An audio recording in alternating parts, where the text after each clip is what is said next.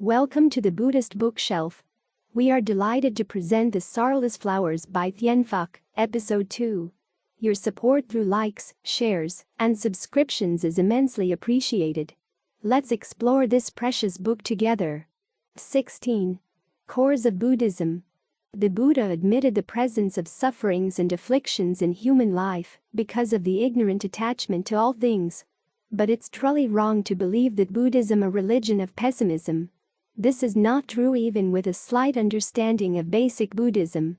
When the Buddha said that human life was full of sufferings and afflictions, he did not mean that life was pessimistic. In this manner, the Buddha admitted the presence of sufferings and afflictions in human life, and by a method of analysis, he pointed out to his disciples that attachment to things without a correct view as to their nature is the cause of sufferings and afflictions.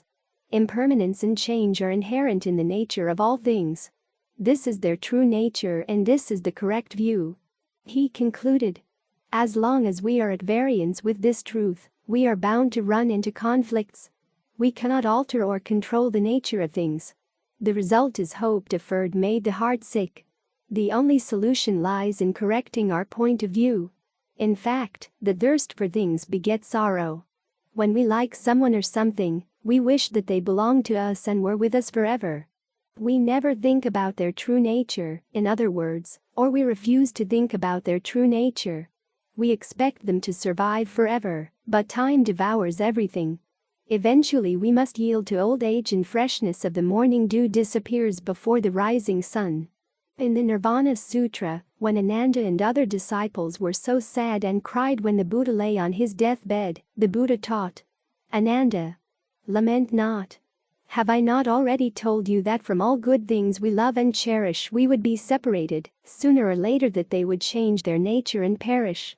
How then can Tathagata survive? This is not possible. This is the philosophy which underlies the doctrine of the three marks, impermanence, suffering and no self, of existence of the Buddhist view of life and the world. All Buddhist values are based on this.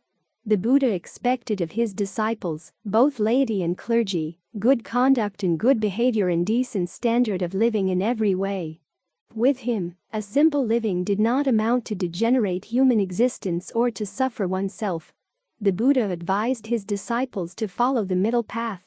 It is to say not to attach to things nor to abandon them.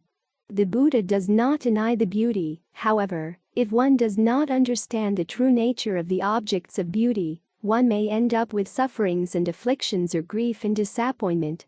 In the Theragatha, the Buddha brought up the story of the Venerable Paka.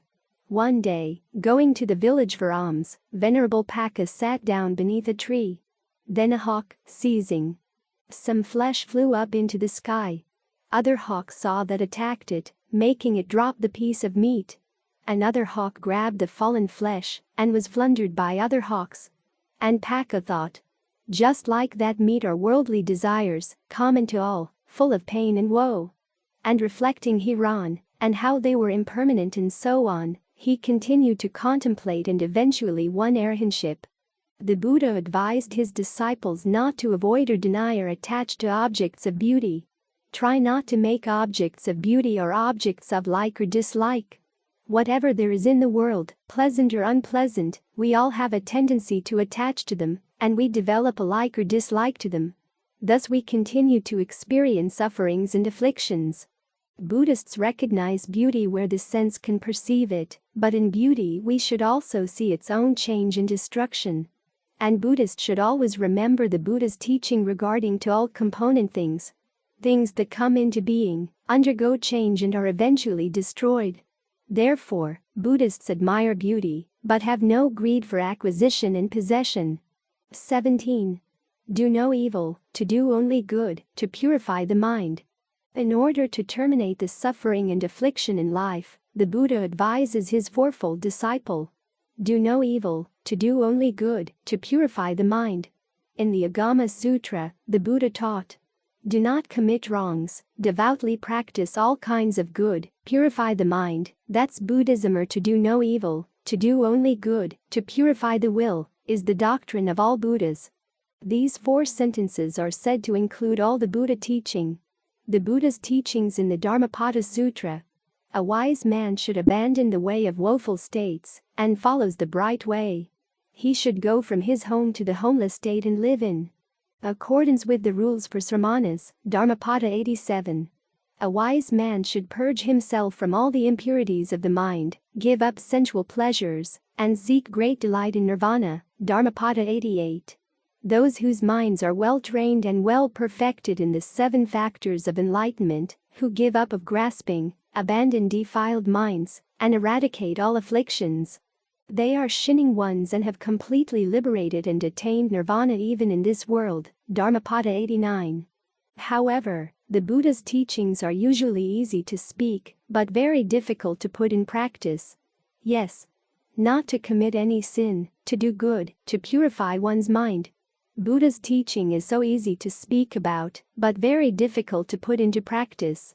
The Buddha's teaching is so easy that a child of 3 knows how to speak, but it is so difficult that even an old man of 80 finds it difficult to practice.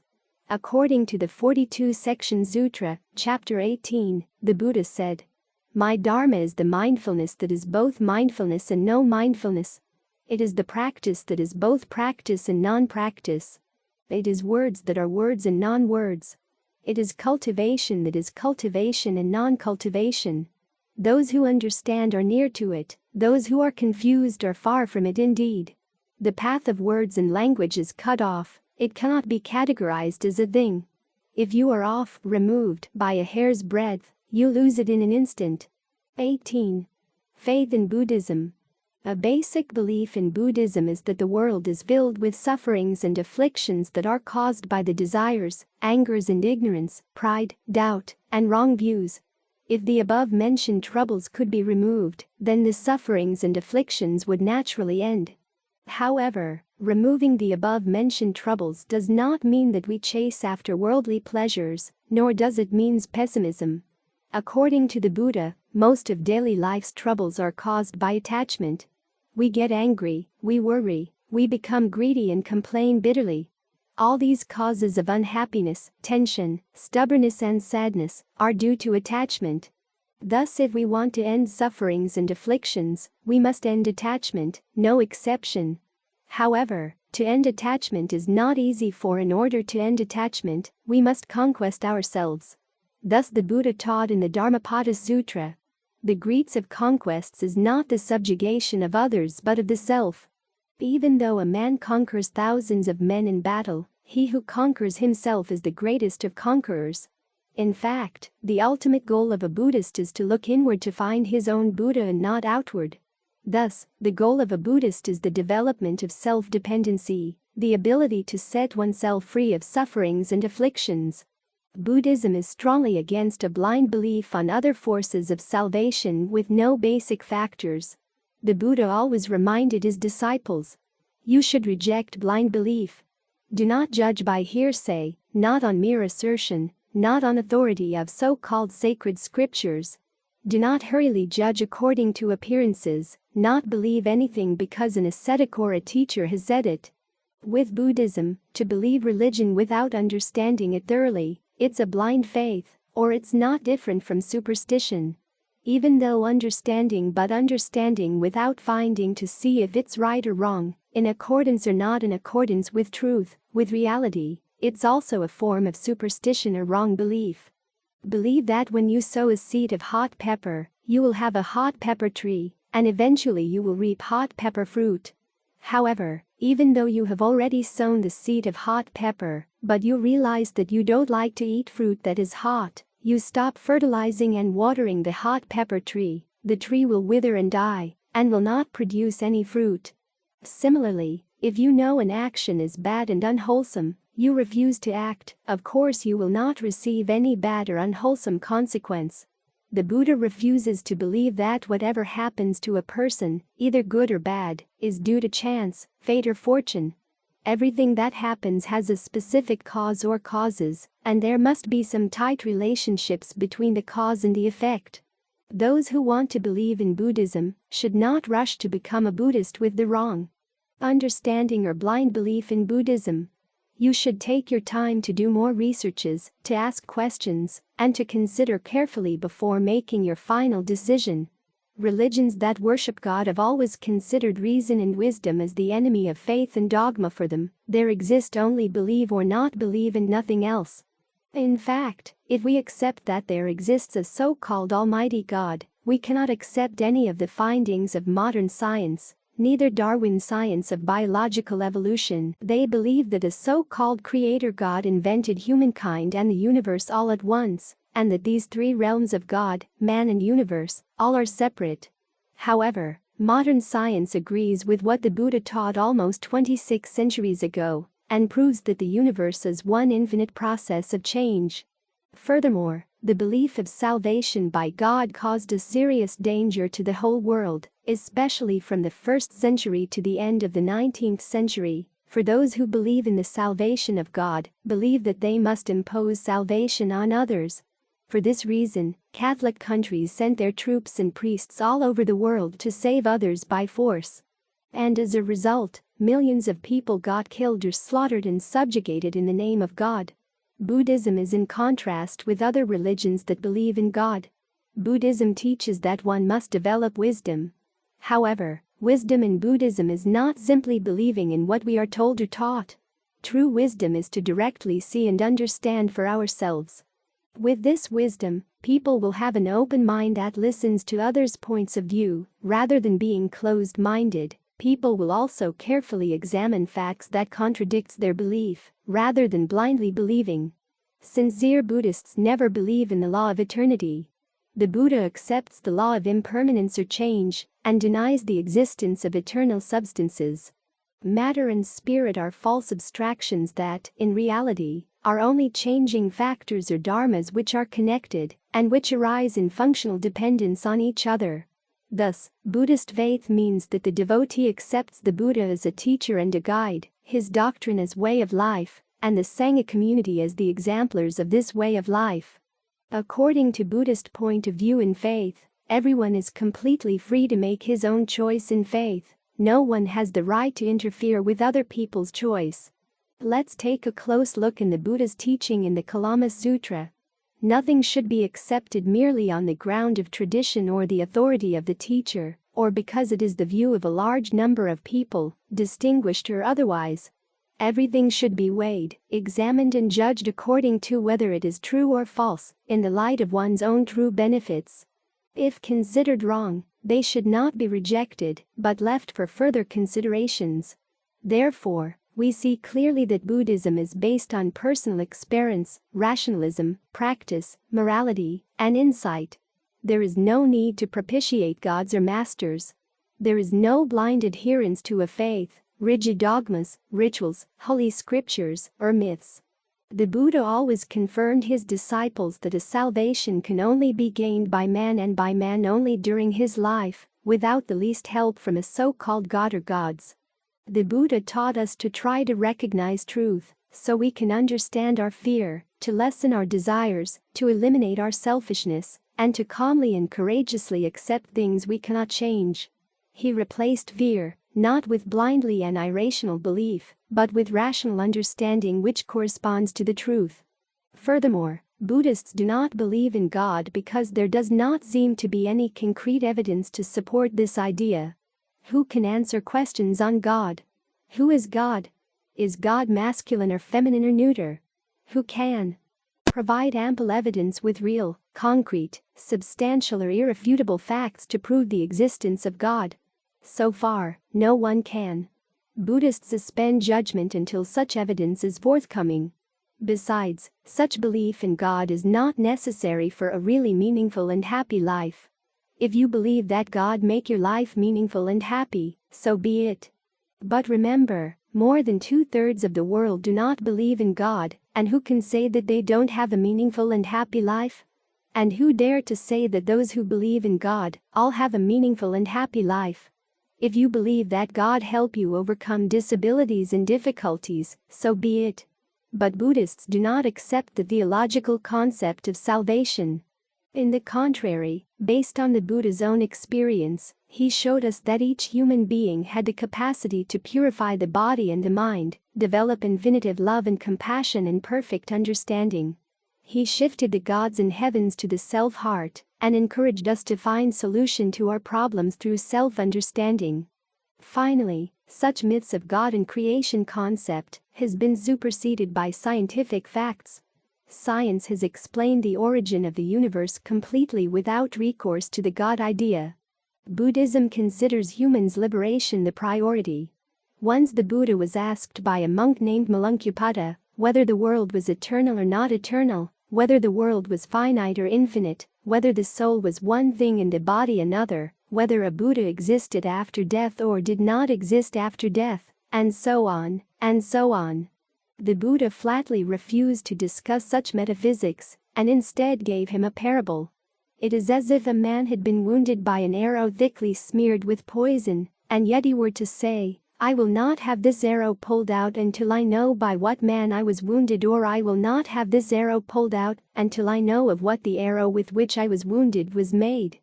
As a practical man, he should of course get himself treated by the physician at once, without demanding these unnecessary details which would not help him in the least. This was the attitude of the Buddha toward the metaphysical speculation which do not in any way help improve ourselves in our cultivation.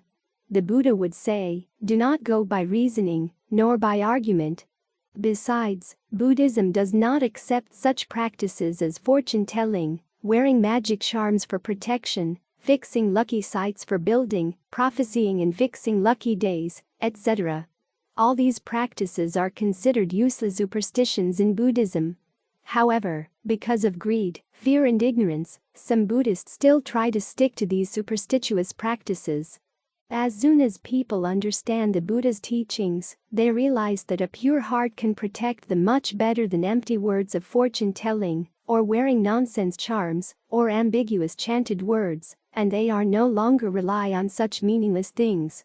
In Buddhism, liberation is a motto which heightens, elevates the unfettered spirit beyond the irrational wall of conventional restriction, in which the faith of each individual must be chosen by that individual, and by no one else. However, the Buddha always emphasized try to understand thoroughly before believing, even with my teachings, for acting freely and without knowing the real meaning of whatever you act, sometimes you unintentionally destroy valuable traditions of yourselves. This is the same as a diamond being thrown into the dirt. The Buddha continued to advise, when you do anything you should think of its consequence. Nowadays, more than 2,500 years after the Buddha's time, all scientists believe that every event that takes place in the world is subject to the law of cause and effect. In other words, cause is the activity and effect is the result of the activity. The Buddha described the world as an unending flux of becoming. All is changeable, continuous.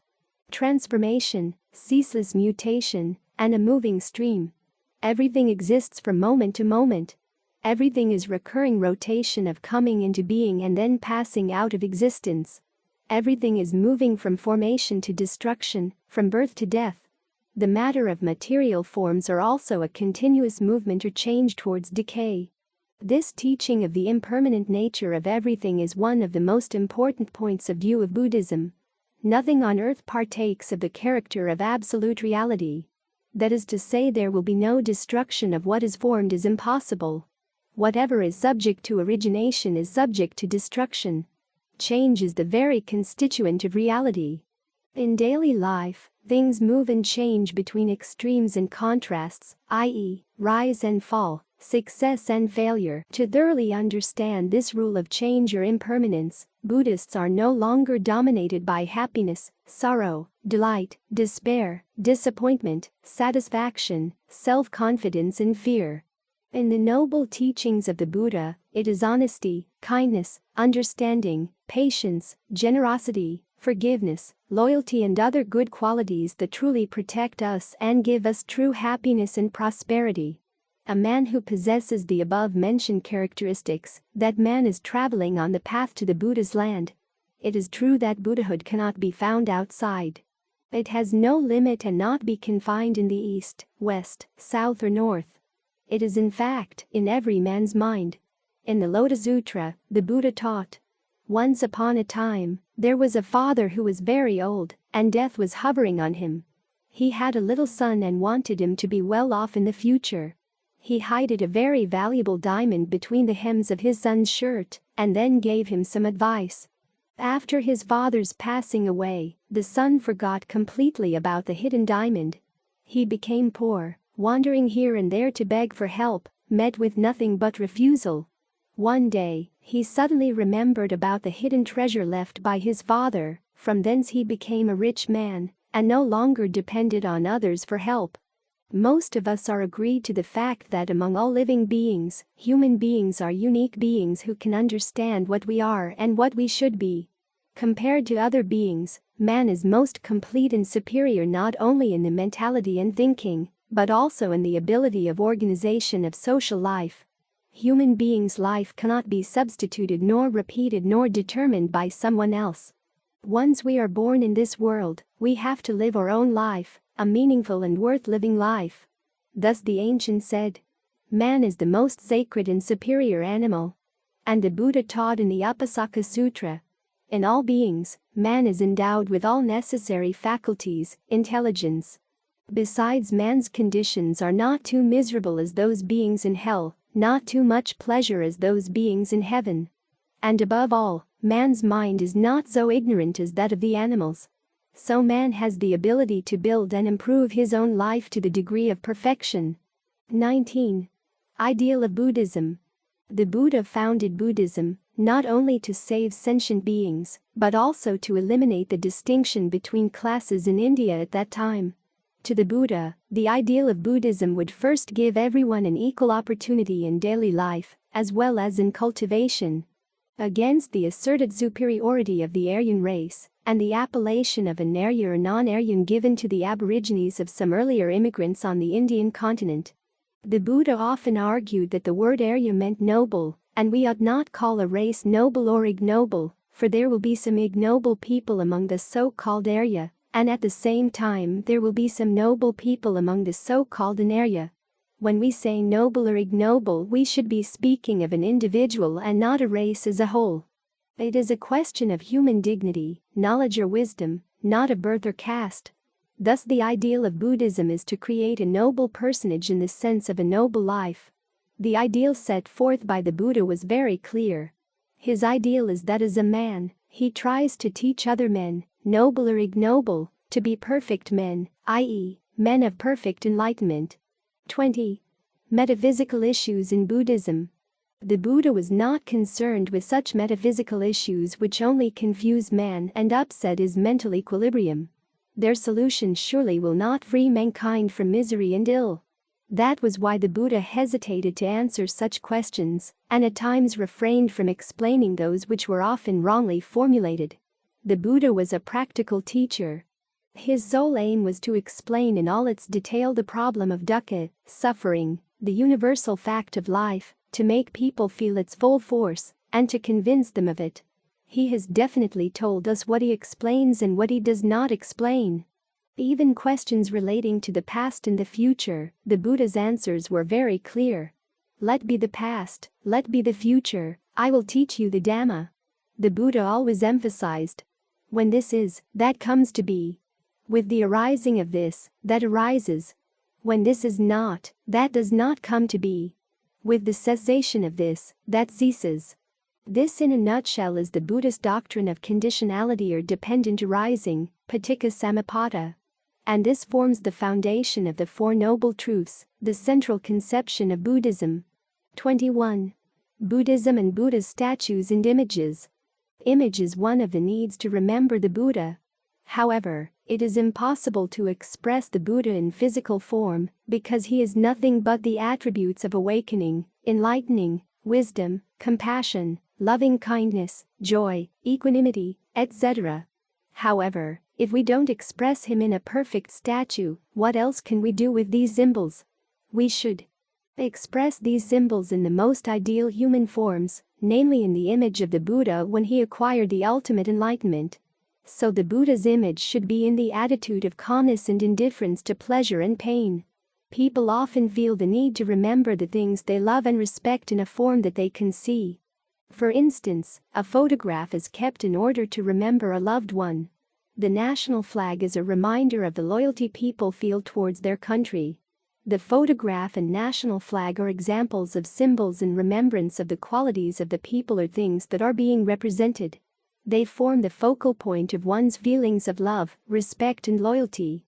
In the same way, the shrine found in Buddhist homes or monasteries is a focal point of Buddhist observances.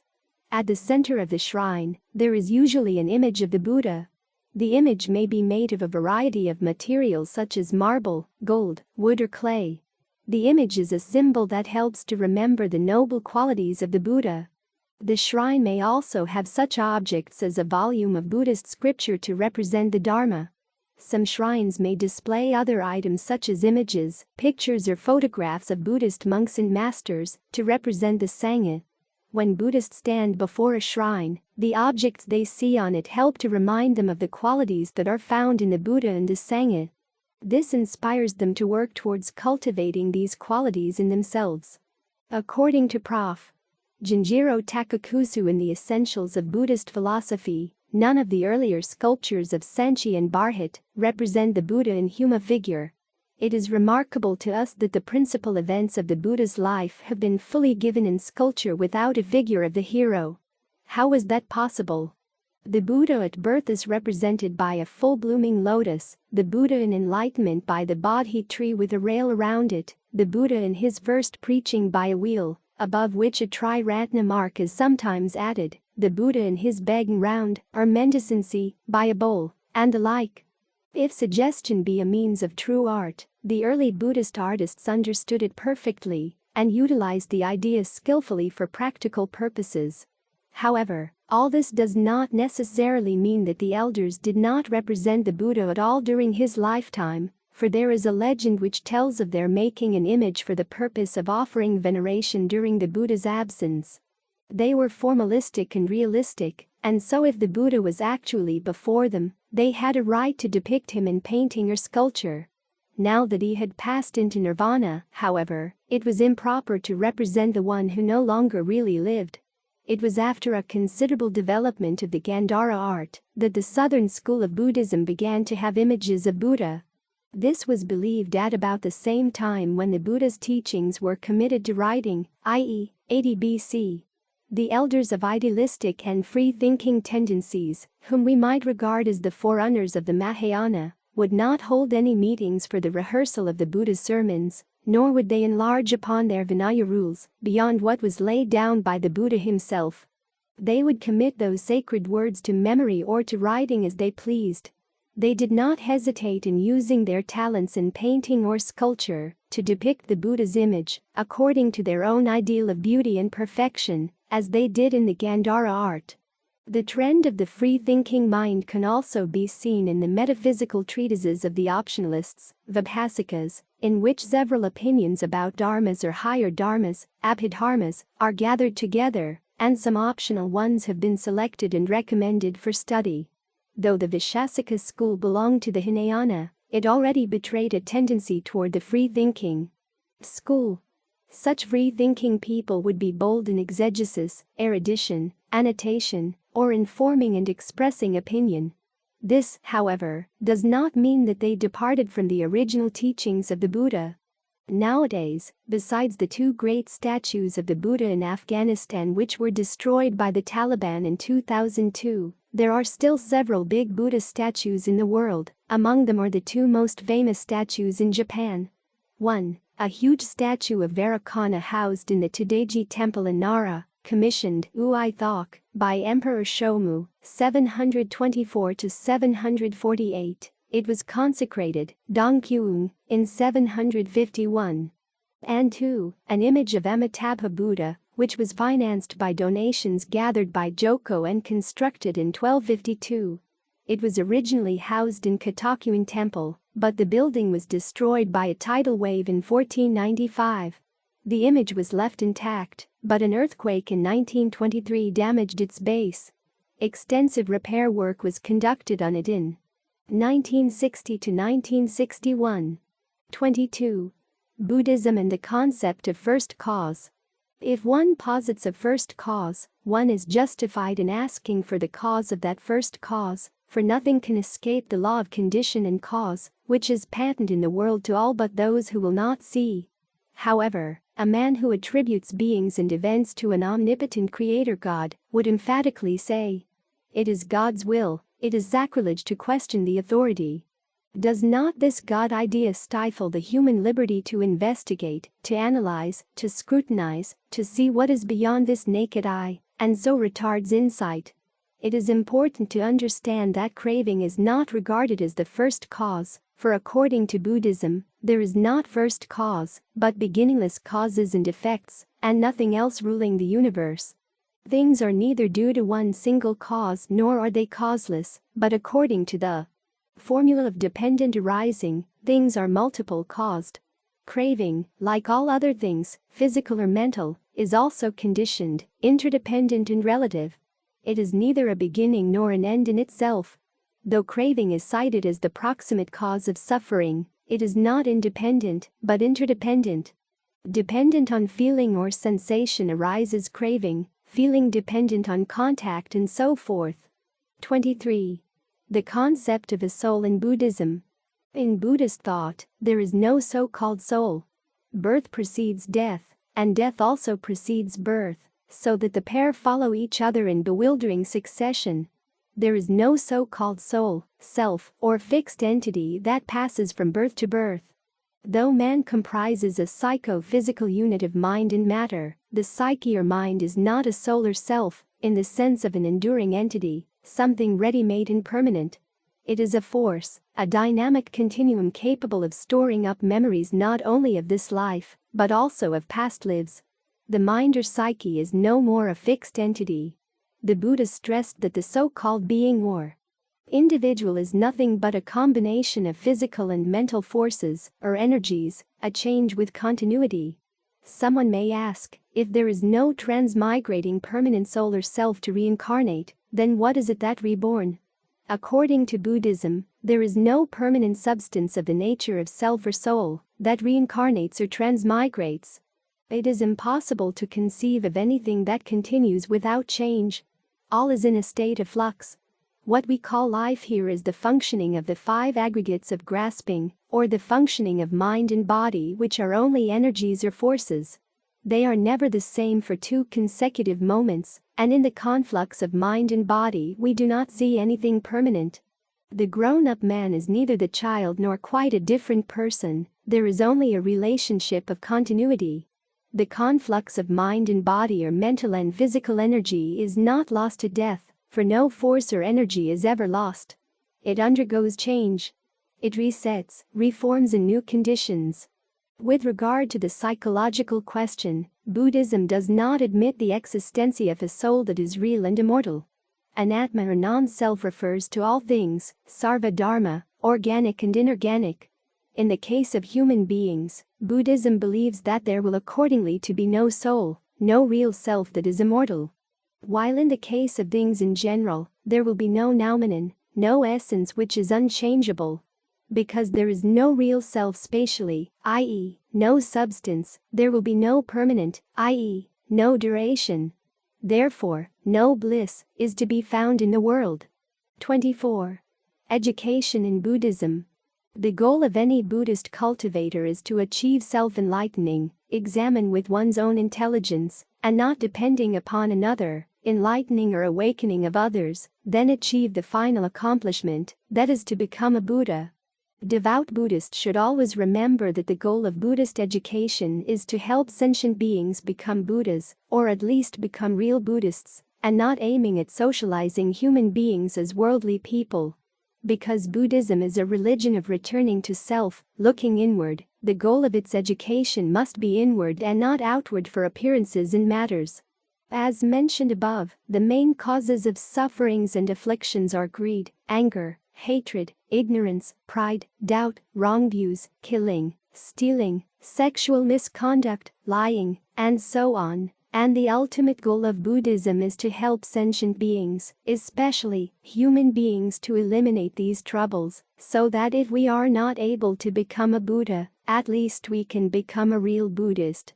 Therefore, the goal of Buddhist education is freeing cultivators from being led by these troubles, so that they could see reality and the truth as it is.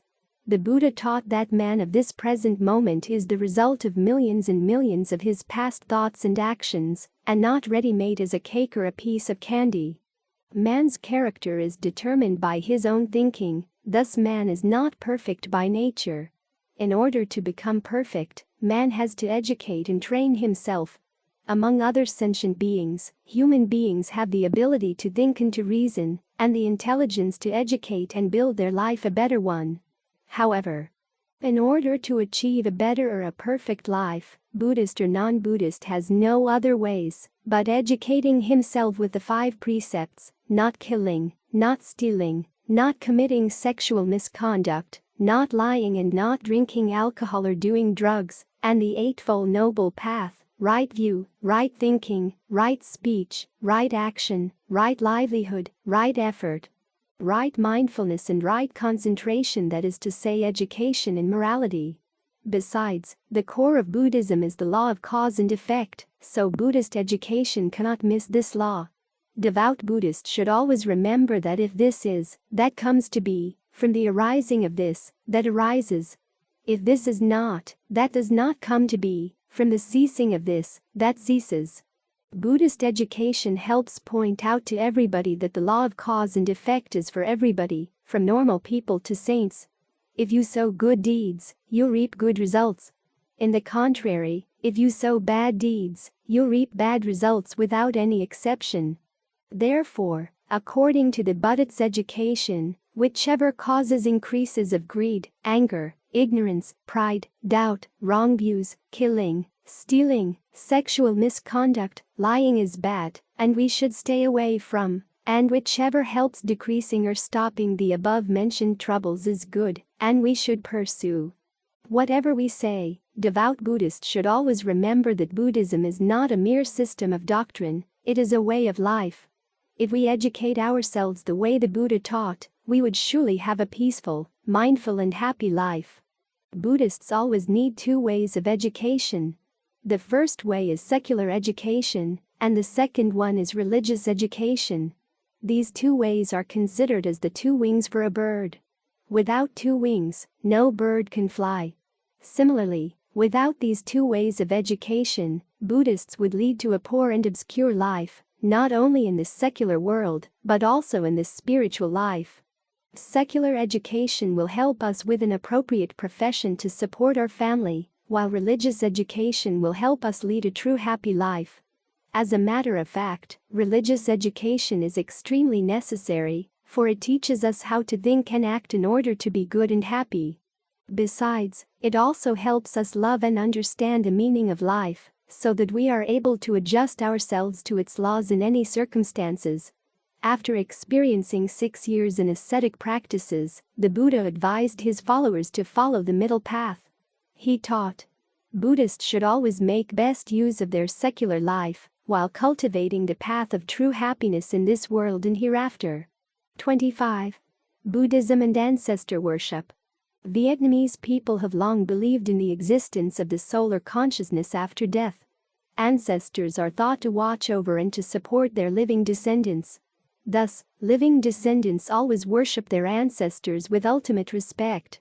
Vietnamese people celebrate death anniversary, not only for their deceased parents, but also for their grandparents, great-grandparents, and great-great-grandparents. They can celebrate with a party or with the simplest ancestral ritual of burning incense and bowing before their ancestors' altars or before their ancestors' portraits. In some families, beside placing offerings of food and drink in front of the altar, they also have the custom to burn paper money for their ancestors.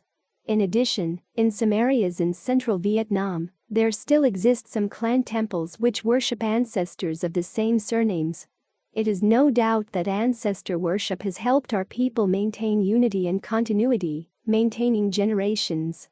Buddhism always promotes ancestor worship by the practice of chanting sutras for the dead, hoping to relieve their karma.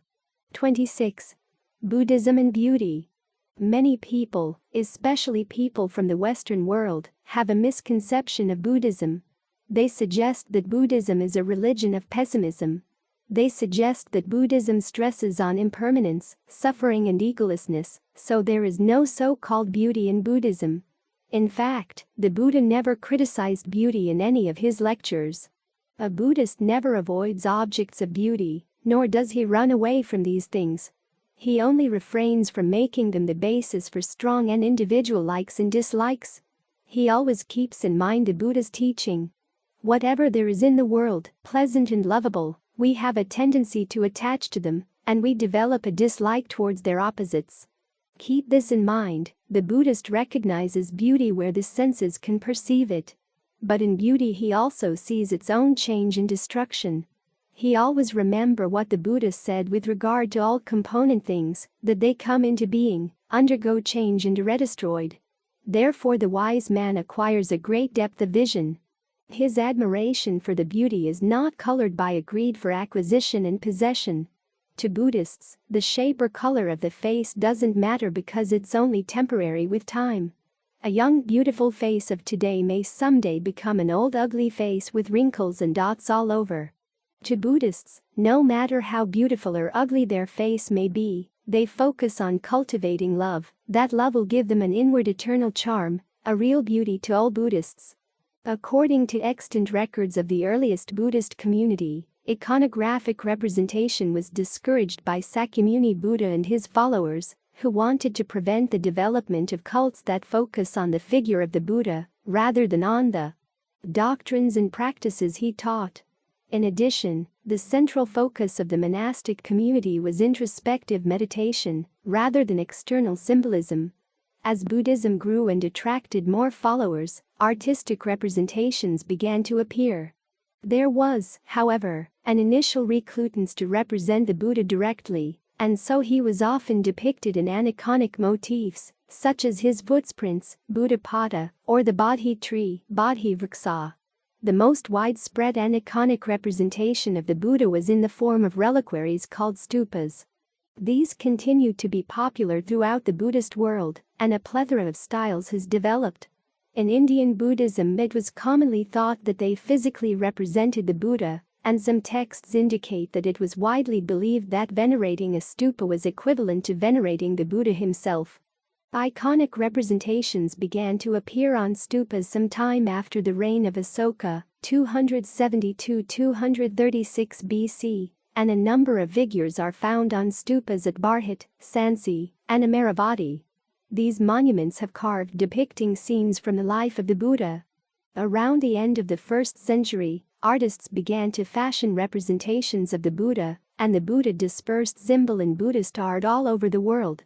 The earliest known examples of the Buddha image borrowed motifs from non-Buddhist traditions, since there was at that time no accepted notion regarding how he should be represented. Artists in Mathura, present-day north-central India, for example, adopted imagery from the depiction of Yaksas, and in Gandhara, present-day Afghanistan, artists appear to have been influenced by Greek art. As Buddhism spread to other parts of the world, this trend continued, and the Buddha image has acquired the characteristics and artistic motifs of the local populations of every Buddhist society. Despite Buddhism's initial rejection of artistic representation, Buddhist art flourished both in India and throughout Asia. With the development of Tantric Buddhism in India, art and imagery also became integrated into meditative practice. As Tantric Buddhism spread to Tibet, Mongolia, China, Japan, Korea and Vietnam, elaborate use of imagery became widespread in many quarters. 27. Is Buddhism pessimism or optimism? There are some people who regard this life as a life of suffering, or pessimists may be tolerated, as long as they are simply feeling dissatisfied with this life, but when they begin to give up this life as hopeless, and try to escape to a better life by practicing austerities or self-mortifications, then they are to be abhorred. Some people believe that Buddhism is pessimistic because its significant viewpoint on the idea that there is nothing but hardship in this world, even pleasures end in hardship. It is totally wrong thinking that way.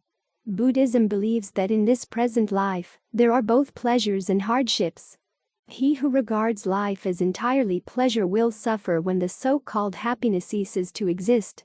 The Buddha believes that happiness and sufferings intertwine in our daily life. If one is ignorant of the fact that pleasures can cause hardships, one will be disappointed when that fact presents itself. Thus the Buddha teaches that one should regard hardship as hardship, accepting it as a fact, and finding way to oppose it. Hence his emphasis on perseverance, fortitude, and forbearance, the latter being one of the 6 perfections.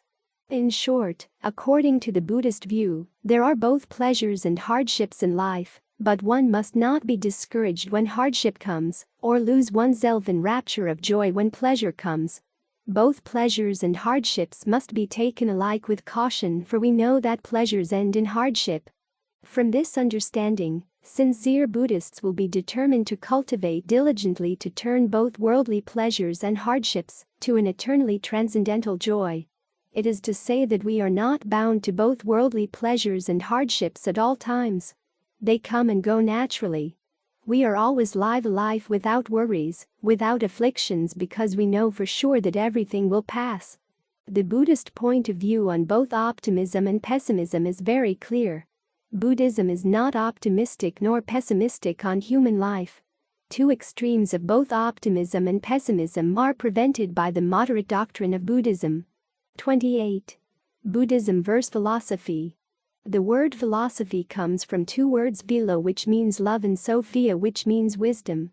So philosophy is the love of wisdom or love and wisdom, both meanings describing Buddhism perfectly. Buddhism teaches that we should try to develop our intellectual capacity to the fullest, so that we can understand clearly. It also teaches us to develop loving kindness and compassion, so that we can be like, a true friend to all beings. So Buddhism is a philosophy, but not just a philosophy. It is the supreme philosophy. As to whether Buddhism is a philosophy, that depends upon the definition of the word, and whether it is possible to give the definition that will cover all existing systems of philosophical thought is doubtful. Etymologically, philosophy means to love, gr. Philein, wisdom, sophia.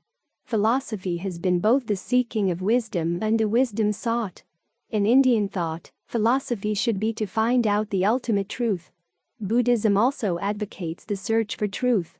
But it is no mere speculative reasoning, a theoretical structure, a mere acquiring and storing of knowledge. The Buddha emphasizes the practical aspect of his teaching, the application of knowledge to life, looking into life and not merely at it. For the Buddha, the entire teaching is just the understanding of the unsatisfactory nature of all phenomenal existence, and the cultivation of the path leading away from this unsatisfactoriness. Buddhism means wisdom, therefore, Buddhism never accepts superstitions, venerating the head of tiger and buffalo, the snake and centipede deities, the layers, consulting fortune teller, reading the horoscope, etc. However, superstitious beliefs and rituals are adopted to decorate a religion in order to attract the multitude. But after some time, the creeper which is planted to decorate the shrine outgrows and outshines the shrine, with the result that religious tenets are relegated to be the background and superstitious beliefs and rituals become predominant. The Buddha taught us to try to understand our fear, to lessen our desires, and to calmly and courageously accept things we cannot change. He replaced fear, not with blindly and irrational belief, but with rational understanding which corresponds to the truth. Furthermore, Buddhists do not believe in God because there does not seem to be any concrete evidence to support this idea. Who can answer questions on God? Who is God? Is God masculine or feminine or neuter? Who can provide ample evidence with real, concrete, substantial or irrefutable facts to prove the existence of God? So far, no one can. Buddhists suspend judgment until such evidence is forthcoming. Besides, such belief in God is not necessary for a really meaningful and happy life. If you believe that God make your life meaningful and happy, so be it. But remember, more than 2/3 of the world do not believe in God, and who can say that they don't have a meaningful and happy life? And who dare to say that those who believe in God all have a meaningful and happy life? If you believe that God help you overcome disabilities and difficulties, so be it. But Buddhists do not accept the theological concept of salvation. In the contrary, based on the Buddha's own experience, he showed us that each human being had the capacity to purify the body and the mind, develop infinitive love and compassion and perfect understanding. He shifted the gods and heavens to the self-heart and encouraged us to find solution to our problems through self-understanding.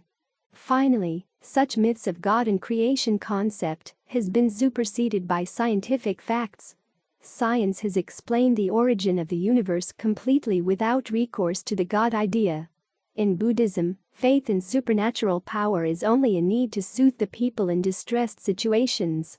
In extremely distressed situations, people have a tendency to turn to faith or exterior power for support, consolation and blessing. Buddhism, on the contrary, is indifferent metaphysical and supernatural questions, for Buddhism maintains and upholds the ability and intellectual capacity of man. In Buddhism, man must not be passive and dependent on others.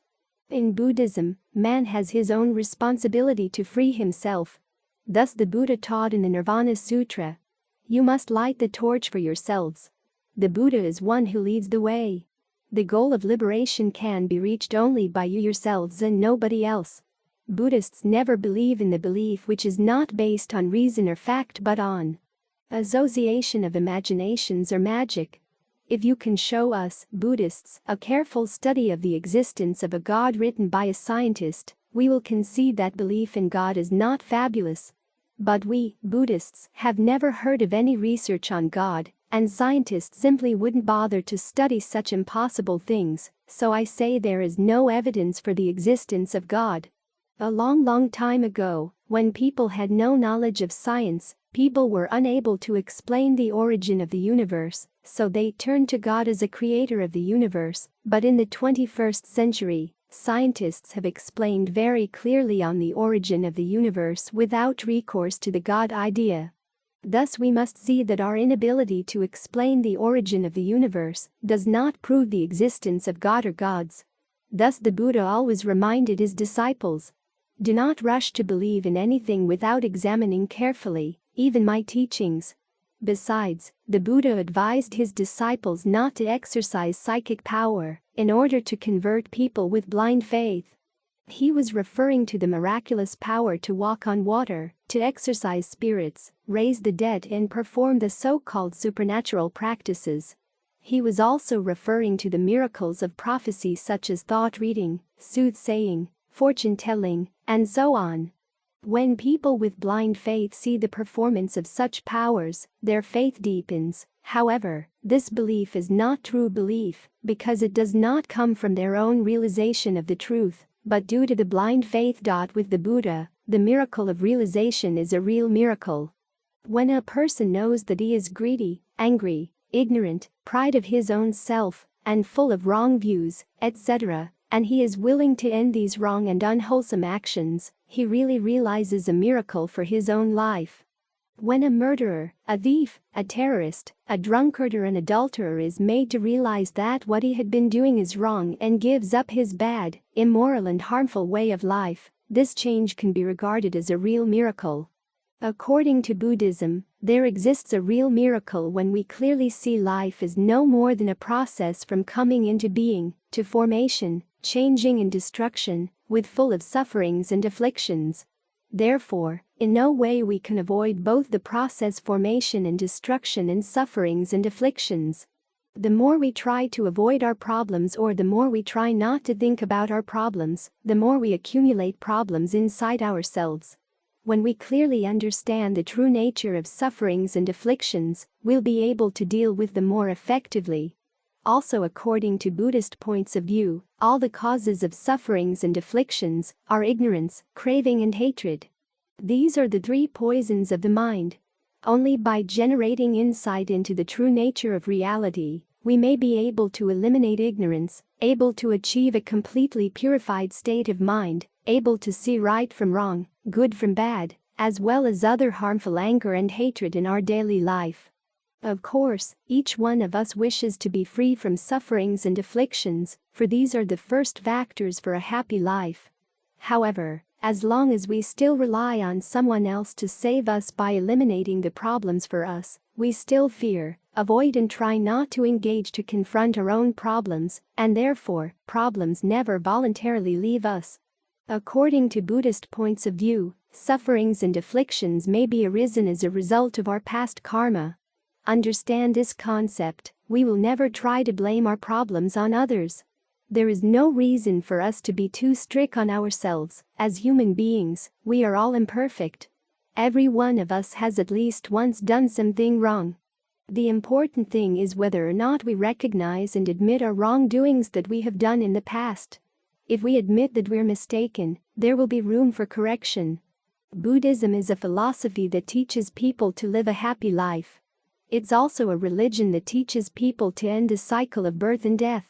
The main teachings of the Buddha focus on the Four Noble Truths and the Eightfold Noble Path. They are called noble because they ennoble one who understands them, and they are called truths because they correspond with reality. Buddhists neither believe in negative thoughts, nor do they believe in pessimistic ideas. In the contrary, Buddhists believe in facts, irrefutable facts, facts that all know, that all have aimed to experience, and that all are striving to reach. Those who believe in God or gods usually claim that before an individual is created, he does not exist, then he comes into being through the will of a god. He lives his life and then, according to what he believes during his life, he either goes to eternal heaven or eternal hell. Some believe that they come into being at conception due to natural causes, live and then die or cease to exist, that's it. Buddhism does not accept either of these concepts. According to the first explanation, if there exists a so-called Almighty God who creates all beings with all his loving kindness and compassion, it is difficult to explain why so many people are born with the most dreadful deformities, or why so many people are born in poverty and hunger. It is nonsense and unjust for those who must fall into eternal hells, because they do not believe and submit themselves to such a so-called Almighty God. The second explanation is more reasonable, but it still leaves several unanswered questions. Yes, conception due to natural causes, but how can a phenomenon so amazingly complex as consciousness develop from the simple meeting of two cells, the egg and the sperm? Buddhism agrees on natural causes, however, it offers more satisfactory explanation of where man came from, and where he is going after his death. When we die, the mind, with all the tendencies, preferences, abilities and characteristics that have been developed and conditioned in this life, re-establishes itself in a fertilized egg. Thus the individual grows, is reborn and develops a personality conditioned by the mental characteristics that have been carried over by the new environment. The personality will change and be modified by conscious effort and conditioning factors like education, parental influence and society, and once again at death, re-establish itself in a new fertilized egg. This process of dying and being reborn will continue until the conditions that cause it, craving and ignorance, cease. When they do, instead of being reborn, the mind attains a state called nirvana, and this is the ultimate goal of Buddhism. A religion, especially an advanced religion like Buddhism, includes philosophy, morality, and ethics. Indeed, Buddhism can be said to consist almost entirely of the teaching of philosophy and morality. However, when we make a profound study of the teaching, we find there is something beyond this that touches our hearts directly. It is like a light that envelops us warmly and shines brightly, illuminating our way. It is something that enlivens us and allows us to develop fully according to our true potential. In other words, Buddhism is the teaching within the minds of all living beings. We can call all the truth the Buddha's teaching, or it can be called no teaching at all because it's the truth, it goes beyond human words. However, sincere Buddhists should always remember that the mind, the Buddha, and living beings are one and undifferentiated. Thus, no matter what religion you belong to, as long as you are a living being, Buddhism counts you as part of it, for all living beings have the Buddha nature. According to most Venerable Piyudasi in the Buddha's ancient path, some prefer to call the teaching of the Buddha a religion, others call it a philosophy, still others think of it as both religion and philosophy. It may, however, be more correct to call it a way of life. But that does not mean that Buddhism is nothing more than an ethical code. Far from it, it is a way of moral, spiritual and intellectual training, leading to a complete freedom of mind. The Buddha himself called his teaching Dhamma Vinaya, the doctrine and the discipline. But Buddhism, in the strictest sense of the word, cannot be called a religion, for if by religion is meant action of conduct indicating belief in, reverence for, and desire to please, a divine ruling power, the exercise or practice of rites or observances implying this recognition on the part of man of some higher unseen power, as having control of his destiny, and as being entitled to obedience, reverence, and worship. Buddhism certainly is not such a religion. In Buddhist thought, there is no awareness or conviction of the existence of a creator of any form, who rewards and punishes the good and ill deeds of the creatures of his creation. A Buddhist takes refuge in the Buddha, but not in the hope that he will be saved by the master. There is no such guarantee. The Buddha is only a teacher who points out the way and guides the followers to their individual deliverance. Though we call the teaching of the Buddha Buddhism, thus including it among the isms and ologies, it does not really matter what we label it. Call it religion, philosophy, Buddhism, or by any other name you like. These labels are of little significance to one who goes in search of truth and deliverance. To the Buddha, man is a supreme being, thus, he taught, be your own torch and your own refuge. Do not seek refuge in any other person. This was the Buddha's truthful word. He also said, all realizations come from effort and intelligence that derive from one's own experience. Man is the master of his destiny, since he can make his life better or worse. If he tries his best to cultivate, he can become a Buddha. 29. Buddhism and science. The main teachings of the Buddha focus on the Four Noble Truths in the Eightfold Noble Path. They are called noble because they ennoble one who understands them, and they are called truths because they correspond with reality. Buddhists neither believe in negative thoughts, nor do they believe in pessimistic ideas. In the contrary, Buddhists believe in facts, irrefutable facts, facts that all know, that all have aimed to experience, and that all are striving to reach. Those who believe in God or gods usually claim that before an individual is created, he does not exist, then he comes into being through the will of a god. He lives his life and then, according to what he believes during his life, he either goes to eternal heaven or eternal hell. Some believe that they come into being at conception due to natural causes, live and then die or cease to exist, that's it. Buddhism does not accept either of these concepts. According to the first explanation, if there exists a so-called Almighty God who creates all beings with all his loving kindness and compassion, it is difficult to explain why so many people are born with the most dreadful deformities, or why so many people are born in poverty and hunger. It is nonsense and unjust for those who must fall into eternal hells, because they do not believe and submit themselves to such a so-called Almighty God. The second explanation is more reasonable, but it still leaves several unanswered questions. Yes, conception due to natural causes, but how can a phenomenon so amazingly complex as consciousness develop from the simple meeting of two cells, the egg and the sperm? Buddhism agrees on natural causes, however, it offers more satisfactory explanation of where man came from, and where he is going after his death. When we die, the mind, with all the tendencies, preferences, abilities and characteristics that have been developed and conditioned in this life, re-establishes itself in a fertilized egg. Thus the individual grows, is reborn and develops a personality conditioned by the mental characteristics that have been carried over by the new environment. The personality will change and be modified by conscious effort and conditioning factors like education, parental influence and society, and once again at death, re-establish itself in a new fertilized egg. This process of dying and being reborn will continue until the conditions that cause it, craving and ignorance, cease.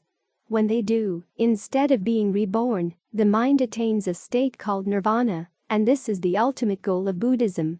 Even though science is not one of the main teachings in Buddhism, Buddhist theories are always in accord with science at all times. Albert Einstein confirmed, If there is any religion that would cope with modern scientific needs, it would be Buddhism.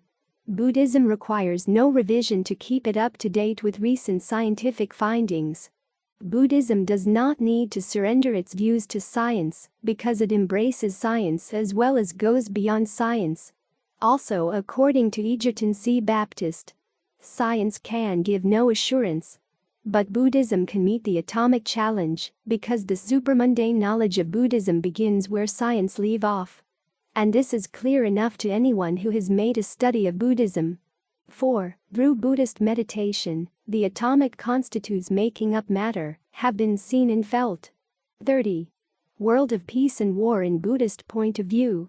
According to Buddhist point of view, to establish a better world, a world of peace, harmony and mutual love between peoples, we must begin by cultivating ourselves. For the collective karma of the world is nothing but a reflection of the individual karma of the individuals that make up the world. To cultivate our karma we must begin with the mind. Also, according to Buddhism, all kinds of action are nothing but outward expressions of what transpires in the mind. If our minds are filled with hatred, what will happen?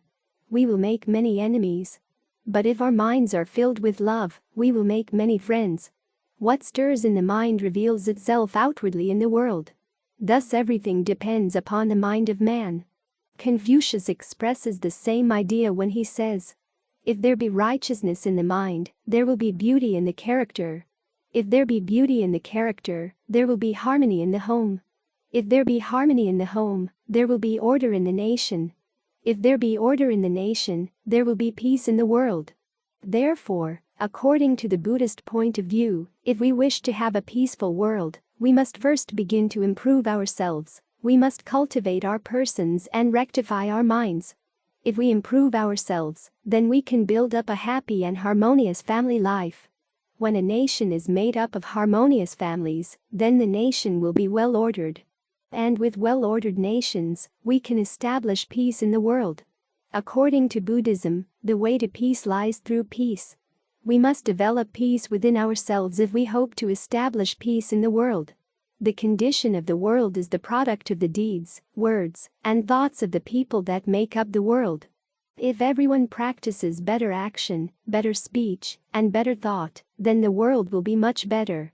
Buddhists should always follow the teachings of the Buddha, especially the first precept of prohibiting killing. In more than 2,500 years of Buddhist history, there were some cases of fighting between monks or fighting with civil authorities in Tibet and Japan. However, invasion in the name of religion is unknown in Buddhism. One country invades other countries to spread a religion never happens in any Buddhist countries. In the past, reasons for monks in Tibet fought with other monks and with civil authorities were mainly concerned with money and power, not with the propagation of Buddhism. The same reasons for the fighting among monks and civil authorities in Japan. In Sri Lanka, King Datagamani launched battles to fight against Damila's dynasty of the Tamils, who tried to invade Ceylon at the time. King Datagamani never put forward any battles with the intention of invasion of the continent of India for the spreading of Buddhism. The Buddha teaches us not to kill, but he never teaches us not to fight against enemies to protect our country. 31. Pragmatism of Buddhism. Buddhism addresses only practical problems, not in academic questions and metaphysical theories. According to the Chulalongkorn Sutra, the Buddha expressed very clearly about the pragmatic approach of Buddhism in everything. The Buddha himself made use of the parable of a wounded man. In this story, a man wounded by an arrow wishes to know who shot the arrow, the direction from which it came, whether the arrowhead is made of bone or steel, and what kind of wood the shaft is made of, before he will let the arrow be removed. The Buddha wanted to imply the man's attitude with the attitude of those who want to know about the origin of the universe, whether it is eternal or not, finite in space or not, and so on, before they will undertake to practice a religion. According to the Buddha, these people are people of idle talks and pleasure discussions.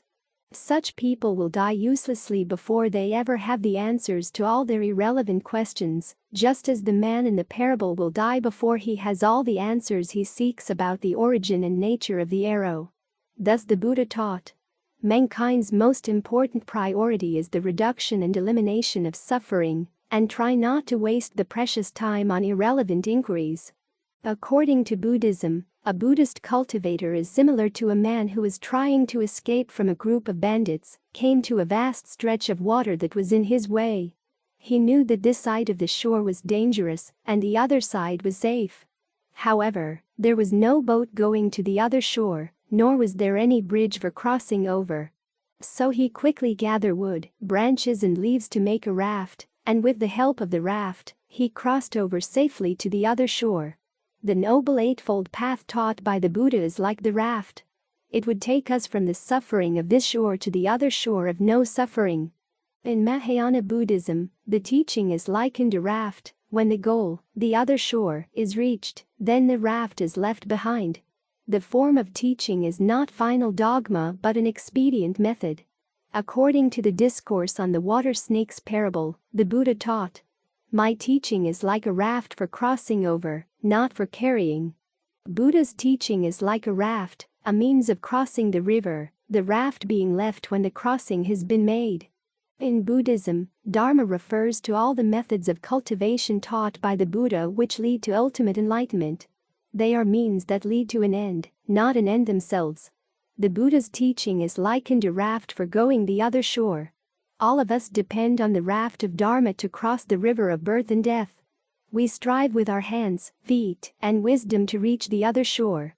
When the goal, the other shore, is reached, then the raft is left behind. The form of teaching is not final dogma but an expedient method. According to the Discourse on the Water Snake's Parable, the Buddha taught, "My teaching is like a raft for crossing over, not for carrying." Also according to the Middle-length saying, the Buddha taught, "The Dharma that I teach is like a raft." Even Dharma should be relinquished, how much the more that which is not Dharma. The raft of Dharma is for crossing over, not for retaining. 32. The Priceless Message from the Buddha. Priceless message from the Buddha, or the Four Noble Truths, is one of the most important parts in the Buddha's teachings. The Buddha gave this message to suffering humanity for their guidance, to help them to be rid of the bondage of dukkha, and to attain happiness, both relative and absolute, relative happiness or worldly happiness, absolute happiness or nirvana. These truths are not the Buddha's creation. He only rediscovered their existence. The Buddha said, "I am neither a vaguely so-called God nor an incarnation of any vaguely so-called God. I am only a man who rediscovers what had been covered for so long. I am only a man who attains enlightenment by completely comprehending all noble truths." In fact, the Buddha is a man who deserves our respect and reverence not only as a teacher, but also as a saint. He was a man, but an extraordinary man, a unique being in the universe. All his achievements are attributed to his human effort and his human understanding. He achieved the highest mental and intellectual attainments, reached the supreme purity, and was perfect in the best qualities of human nature. He was an embodiment of compassion and wisdom, two noble principles in Buddhism. The Buddha never claimed to be a savior who tried to save souls by means of a revelation of other religions. The Buddha's message is simple but priceless to all of us. Infinite potentialities are latent in man, and that it must be man's effort and endeavor to develop and unfold these possibilities. That is to say, in each man, there exists the Buddha nature. However, deliverance and enlightenment lie fully within man's effort and endeavor. 33. Buddhist concept on fate. Buddhism has no concern with either determinism or determinateness because it is a religion of self-creation. It holds the theory of free will within the sphere of human beings. Buddhism, therefore, has nothing to do with fatalism, for it does not admit the existence of anything like destiny or the decree of fate. According to Buddhism, all living beings have assumed the present life as the result of self-creation, and are, even at present, in the midst of creating themselves. Birth and death are not the predestined fate of a living being, but only a corollary of action or karma. One who acts must sooner or later reap the result of such action. Nobody can determine the fate of anybody else in this universe. In the Dharmapada Sutra, the Buddha taught, "All that we are is the result of what we have thought. It is founded on our thoughts. It is made up of our thoughts." Thus, there is no room for the idea of creation in Buddhism. According to fatalism, each of us has a fate which we cannot change and about which we can do nothing. As they says, whatever will be will be. In this philosophy, the agent that determined destiny is not, as in the theistic position, a personal God, but rather a mysterious impersonal power called fate, which transcends our understanding and hence our ability to persuade or manipulate. In Buddhism, there exists no such destiny. In fact, Buddhism considers this as a way or a path of going. Our destiny issues from our character from our habits from our acts, and our acts from our thoughts. And since thoughts issue from the mind, the ultimate determinant of our destiny. In fact, the mind is the only creator Buddhism recognizes, and the power of the mind the only significant power in the world. As Milton, an English poet in the 17th century, says, "The mind can make a heaven of hell and a hell of heaven. If we think good thoughts, our acts cannot be bad. By thinking good thoughts, we will produce better actions, develop better habits, mold better characters and inherit better destiny." According to the Sanjiti Sutta in the Long Discourses of the Buddha, there are 5 gati, destinations, destinies. 34. Buddhism and epistemology. Concerning epistemological questions, Buddhism has much more to say than any other philosophy. As sources of cognition, Buddhism recognizes the world of sensation, pratyaksa pramana, the world of inference, anumana, and the world of pure intuition, dhyana. The sense data, reason and inner experience resulting from intuition will all provide the content of knowledge. Besides these, we can appeal in every case to the word that has been uttered from the world of perfect enlightenment, Bodhi, i.e., the Buddha, the enlightened. Even in the epistemological questions, Buddhism always bases on the truth of cause and effect or the truth of karma and retribution to solve most the world problems, not to utilize any blind faith in the epistemological questions. According to Buddhist literature, the Buddha ridiculed all deluded rituals of the Brahmins and accused the priests of fabricating them for no better reason than to make money from the wealthy and to manipulate the power. However, this ridicule of Brahmin rituals led to challenging the authority of the Vedic literature that the Brahmin priests considered sacred. These Brahmin priests refused to accept the theory of causation. They continued to follow perverted, wrong views or opinions, not consistent with the Dharma. This view arises from a misconception of the real characteristic of existence. There were at least 62 heretical views of the externalist or non-Buddhist views, in the Buddha's time. On the contrary, Buddhism emphasizes on theory of causation.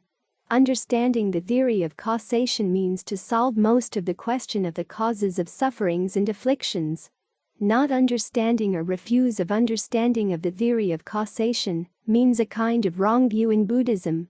According to the Buddha, sentient beings suffer from sufferings and afflictions because of desires, aversions, and delusion, and the causes of these harmful actions are not only from ignorance, but also from wrong views.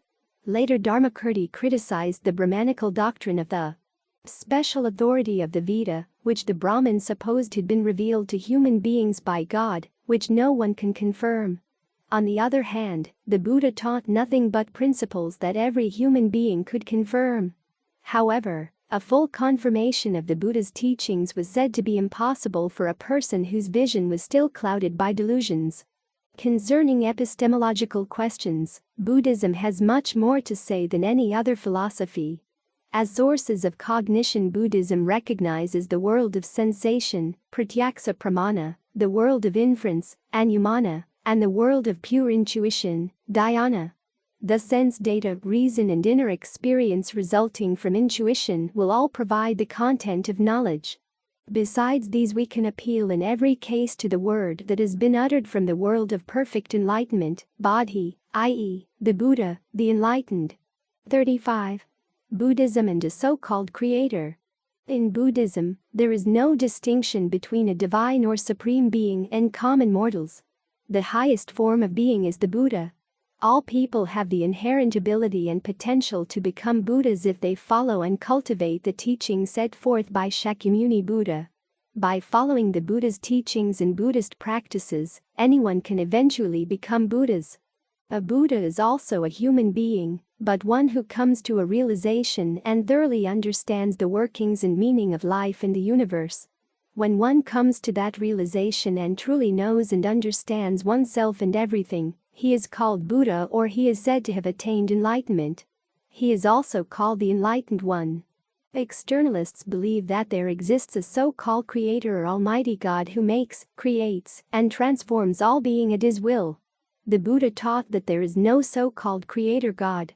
Human beings were not created by a creator God, nor are they the result of a long process of evolution, as suggested by Darwinian and neo-Darwinian evolutionary theory. According to the Dhyana Sutra, both physical world and beings are not the products of any creator, but merely the products of an evolutionary process. In other words, everything in this world, whether good or bad, lucky or unlucky, happy or sad, all come from the power of a supreme creator, the only ruler to have the power of reward and punishment. Buddhism, in the contrary, is not a system of blind faith and worship. In Buddhism, there is no such thing as belief in a body of dogmas which have to be taken on faith, or such belief in a supreme being. As a matter of fact, Buddhism does not believe that there exists a so-called absolute God that is essentially transcendent to human beings. So the Buddha teaches dependent co-origination or conditional co-production as the Dharma or the truth. This teaching emphasizes that everything is temporally and ontologically interdependent, co-arising and co-ceasing with everything else. Nothing exists independently, or can be said to be self-existing. Buddhism does not believe the notion of one enduring reality underlying the universe, nor does Buddhism accept the monotheistic notion of one absolute God as the ultimate reality. According to the Buddha's teaching, there have always been people, though not necessarily on our planet. The appearance of physical human bodies in anywhere begins with the mental generation of human karma. Mind, not physical body, is the primary factor in this process. Human beings are not a special product of a so-called God, and are not independent of the other forms of sentient life in the universe, and can be reborn in others of the 6 paths of rebirth. Likewise, other sentient beings can be reborn as human beings. Other religions believe that God gives his doctrine in the form of a message to one man who then spread it to others, so they must believe what the man has said, even though the so-called creator he has claimed is always invisible to them. The Buddha, on the other hand, whenever the Buddha spoke anything, it was because he had personally experimented the validity of this saying for himself as an ordinary human being. He claimed no divinity. He never claimed anything like receiving knowledge from outside sources. Throughout his ministry, he always asserted that his listeners were free to question him and challenge his teachings, so that they could personally realize the truth. Therefore he said, "Come and see, not come and believe." Sincere Buddhists should ask ourselves which is more reliable, the testimony of one who speaks from personal experience, or that of one who claims to have heard it from someone else who is always invisible. 36. Dead Buddhism. Dead Buddhism is a kind of Buddhism with its superfluous organizations, classical rituals, multi-level offerings, dangling and incomprehensible sutras written in strange languages which puzzle the young people. In their view, the Buddhist pagoda is a nursing home, a place especially reserved for the elderly, those who lack self-confidence or who are superstitious. Furthermore, there exists a dead Buddhism when the Buddha-dharma is only in talking, not in practice. It's not enough to say that we believe in the Buddha, it's better not to know the Buddha-dharma than knowing it only for talking. Time flies really fast like a flying arrow, and days and months fly by like a shuttlecock. The water waves follow one after another. Life is passing quickly in the same manner. Impermanence avoids nobody, youth is followed by old age moment after moment, and we gradually return to the decay and extinction of old age and death, leaving no trace or shadow. Sincere Buddhists should always remember that if we merely believe in Buddhism without practicing, it's no better than believing in a dead Buddhism. It's like going into a restaurant and reading the menu to enjoy ourselves without ordering any food for eating. It does not benefit us in the least. Thus, we should always bear in mind that if the way is not put in practice, it's a dead or dead-end way. If the virtue is not achieved by cultivating, it's not a real virtue. 37. Marriage according to the Buddhist point of view. According to the dictionary, marriage means a mutual relationship of a man and a woman. They are joined in a special kind of social legal dependence for the purpose of founding and maintaining a family. In a true marriage, husband and wife think more of the partnership or of their family than they do of themselves. They sacrifice for the sake of their family more than for themselves. In Buddhism, if you don't have the great opportunity to renounce the world, there is nothing wrong with getting marriage. However, marriage should be considered as a process of life and should be treated as a good opportunity for a lay Buddhist to put his or her cultivation into practice. Many people turn their marriage life a miserable one due to lack of understanding, tolerance and patience. Poverty is not really the main cause of an unhappy life. For thousands of years ago people still had a happy married life without that much materials of nowadays society. Husband and wife need to respect each other at all times. They also need to learn to share the pleasure and pain of everything in their daily life. Mutual respect and understanding are extremely important for a happy family life. There are no canonical Buddhist marriage ceremonies, and Buddhist monks have traditionally avoided participation in the process of marriage, which is not surprising, for the Buddha's emphasis was on a monastic community whose members should dissociate themselves from worldly life and its concerns. Marriage is generally seen in Buddhism as part of a process that leads to birth, aging, and death, and the household life is commonly characterized in Buddhist texts as involving people in a web of entanglements that inevitably lead to sufferings and afflictions.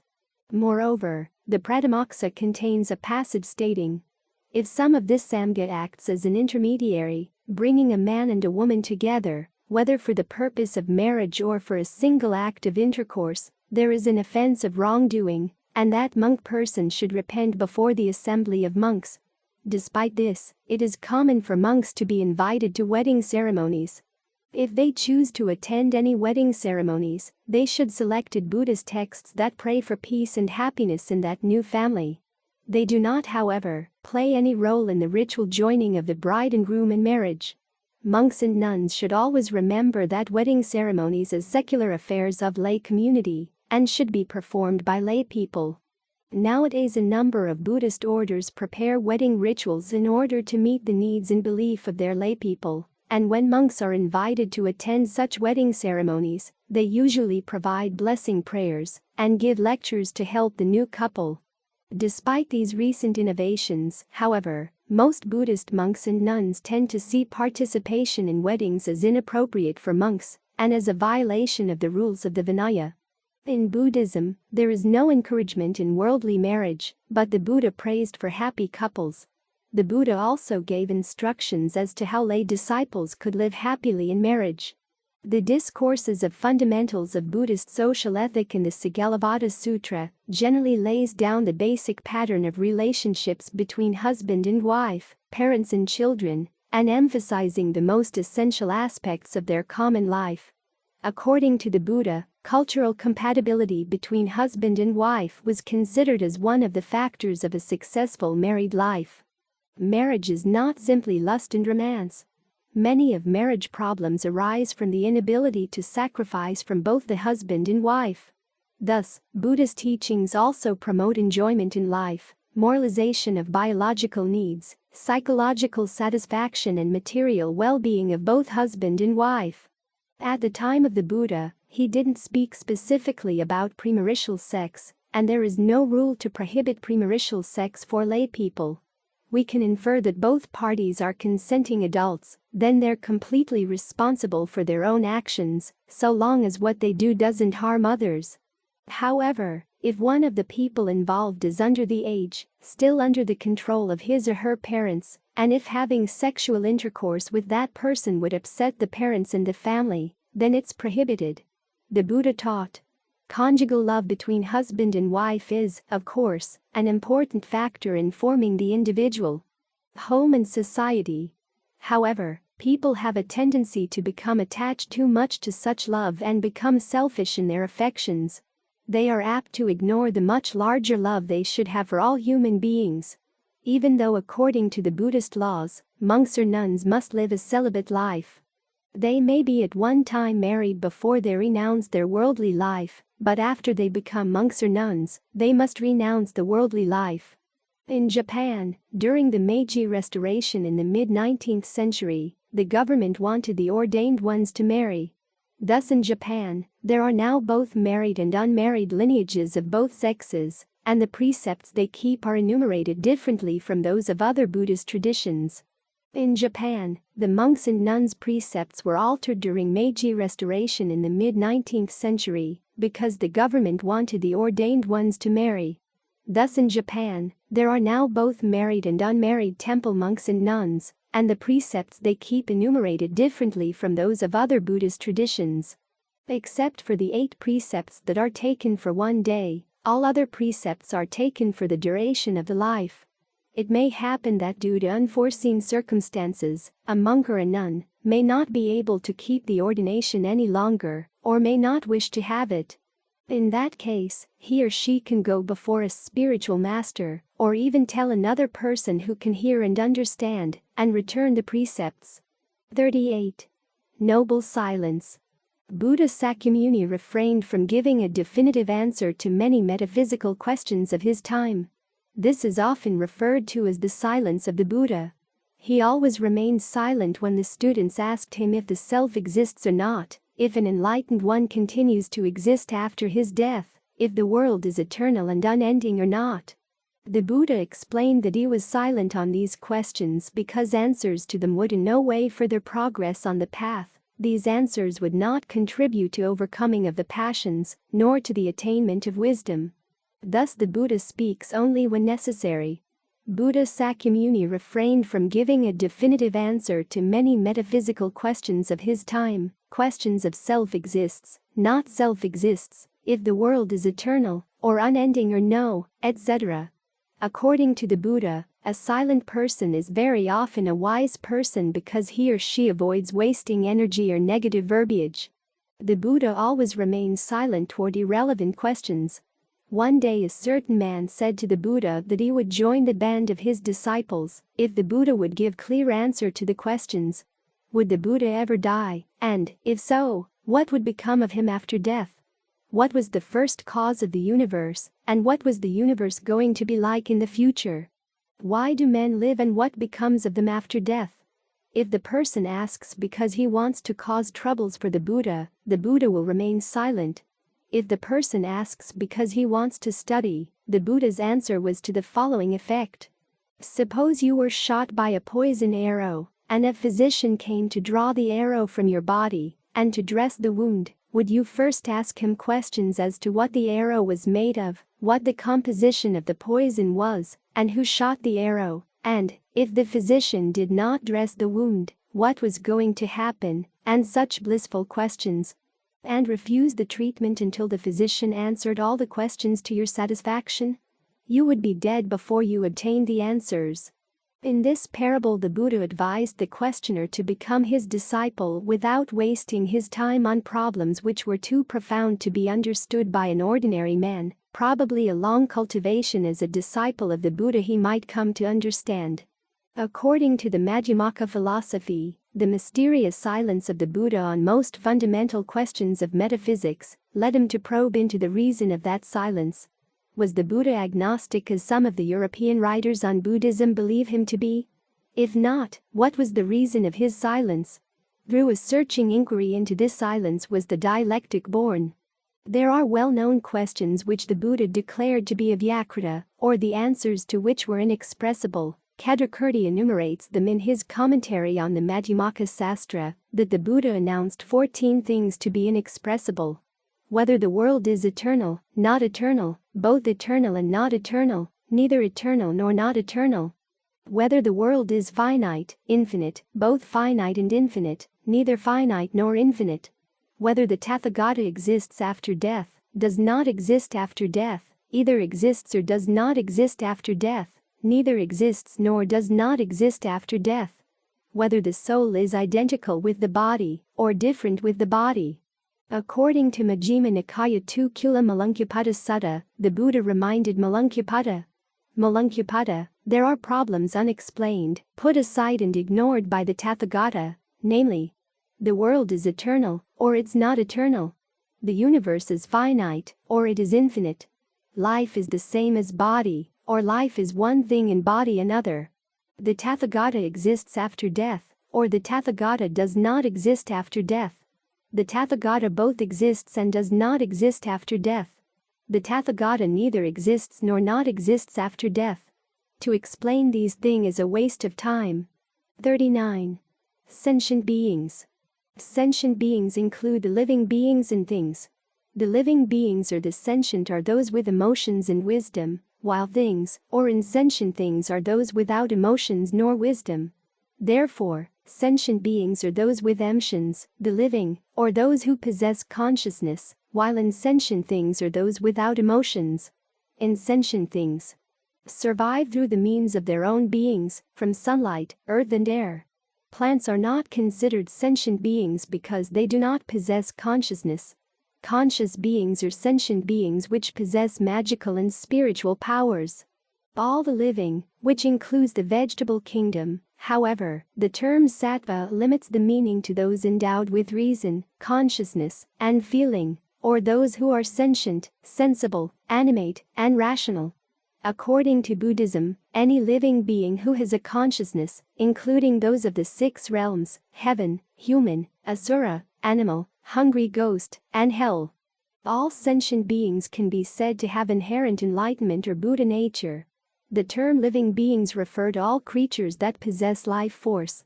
Each individual living being comes into being as the result of a variety of different causes and conditions.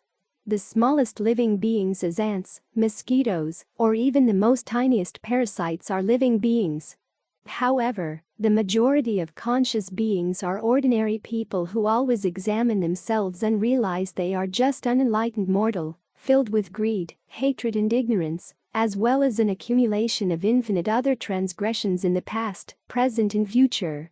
From realizing this, they develop a sense of shame, and then vow to change their way, be remorseful, repent, and give their best to cultivate with vigor, such as chanting sutra, reciting the Buddha's name, or sitting meditation, seeking to quickly end karmic obstructions, and to attain enlightenment in a very near future.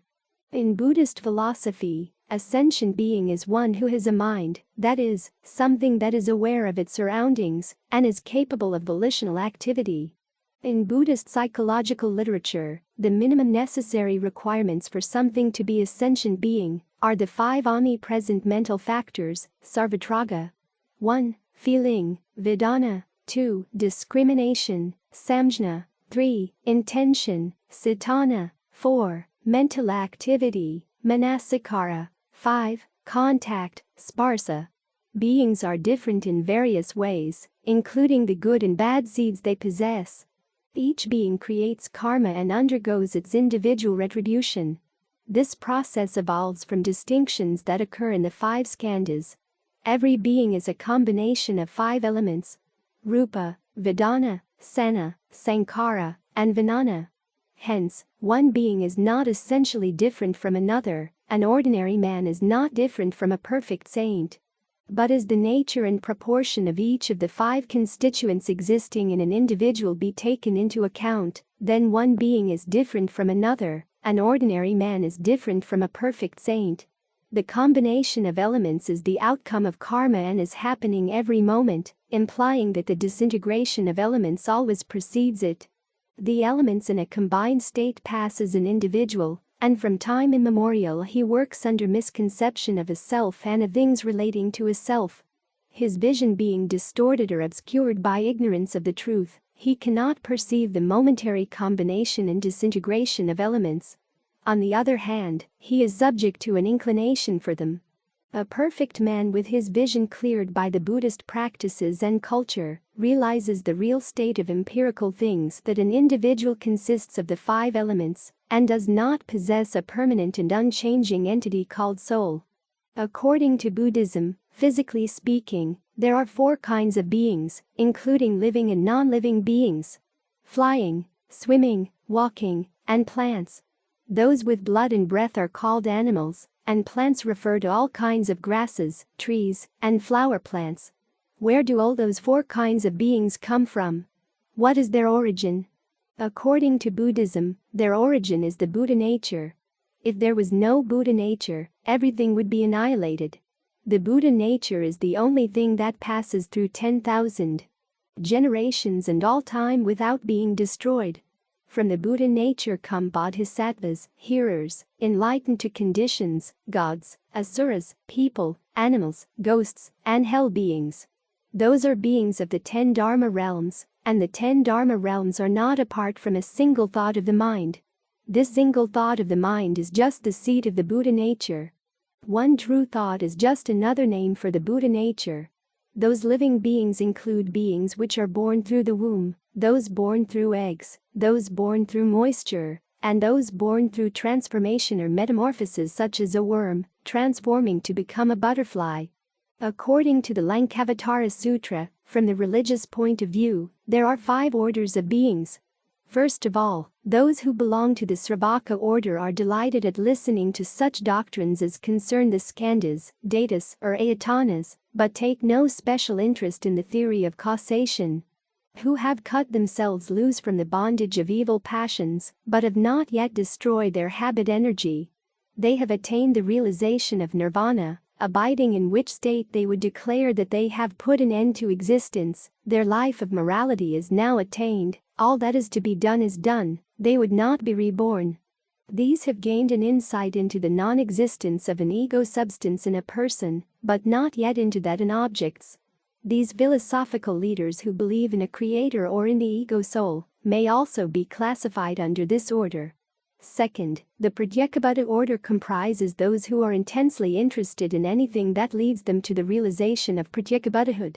They would retire into solitude and have no attachment to worldly things. When they hear that the Buddha manifests himself in a variety of forms, sometimes in group, sometimes singly, exhibiting miraculous powers, they think these are meant for their own order, and immensely delighted in them they would follow and accept them. Third, those of the Tathagata order, or those who may listen to discourse on such subjects as manifestations of mind, or transcendental realm of the alaya, from which starts this world of particulars, and yet they may not at all feel astonished or frightened. The Tathagata order may be again divided into 3. Those who gain an insight into the truth that there is no individual reality behind one perceives, those who know that there is an immediate perception of the truth in one's inmost consciousness, those who perceive that besides this world, there are a great number of Buddha lands wide and far extending. Fourth, those who belong to no definite order, or those who are of the indeterminate nature. For those who belong to it may take to either one of the above 3 orders according to their opportunities. Fifth, those who are altogether outside these orders. There is still another class of beings which cannot be comprised under any of the 4 already mentioned, for they have no desire whatever for emancipation, and without this desire, no religious teaching can enter into any heart. They belong to the Ekantika order. Ekantika is a Sanskrit word which means incomplete faith and lacking good roots. A class of beings who have cut off all their virtuous roots, kusala mula, and so have no hope of attaining Buddhahood. The status of Ekantikas was once an important topic of debate in East Asian Buddhism, with some groups claiming that they are unable to attain liberation, while others asserted that all beings, including Ekantikas, have the Buddha nature. And so the virtuous roots may be re-established. Bhikkhus who refuse to enter upon their Buddhahood in order to save all beings. Ekantika is one who cuts off his roots of goodness. The Atyantika are people who are extremely evil and wicked, having lost all senses of goodness. It is impossible to change, transform, or influence them to take a cultivated path. However, this also applied to a bodhisattva who has made his vow not to become a Buddha until all beings are saved. In the Lankavatara Sutra, Buddha reminded Mahamati, "O Mahamati, the bodhisattva Ekantika, knowing that all things are in nirvana from the beginning, refrains forever from entering into nirvana." 2 subclasses, however, may be distinguished here. Those who have forsaken all roots of merit, or those who vilify the doctrines meant for the bodhisattvas, saying that they are not in accordance with the sacred texts, rules of morality, and the doctrine of emancipation. Because of this vilification they forsake all the roots of merit and do not enter into nirvana. Those who have vowed at the beginning to save all beings. They are bodhisattvas who wish to lead all beings to nirvana. Deny themselves of this bliss. They vowed in the beginning of their religious career that until every one of their fellow beings is led to enjoy the eternal happiness of nirvana, they themselves would not leave this world of pain and suffering, but must strenuously and with every possible means work toward the completion of their mission. But as there will be no termination of life as long as the universe continues to exist, bodhisattvas may have no chance forever to rest themselves quietly, with their work finished in the serenity of nirvana. The time will come even to those who speak evil of the bodhisattvayana, when through the power of the Buddhas they finally embrace the Mahayana, and by amassing stock of merit enter into nirvana, for the Buddhas are always working for the benefit of all beings, no matter what they are. But as for bodhisattvas, they never enter into nirvana, as they have a deep insight into the nature of things which are already in nirvana even as they are. Thus, we know where bodhisattvas stand in their never-ending task of leading all beings into the final abode of rest. According to the Mahanidana Sutta and the Sanjiti Sutta in the long discourses of the Buddha, there are 7 stations of consciousness. There are beings different in body and different in perception, such as human beings, samivas in some states of woe. There are beings different in body and alike in perception, such as the devas of Brahma's retinue. Born there, on account of having attained the first jhana, there are beings alike in body and different in perception, such as the Abhisara devas. There are beings alike in body and alike in perception, such as the Subhakina devas. There are beings who have completely transcended all perception of matter. By the vanishing of the perception of sense reactions and by non-attention to the perception of variety, thinking.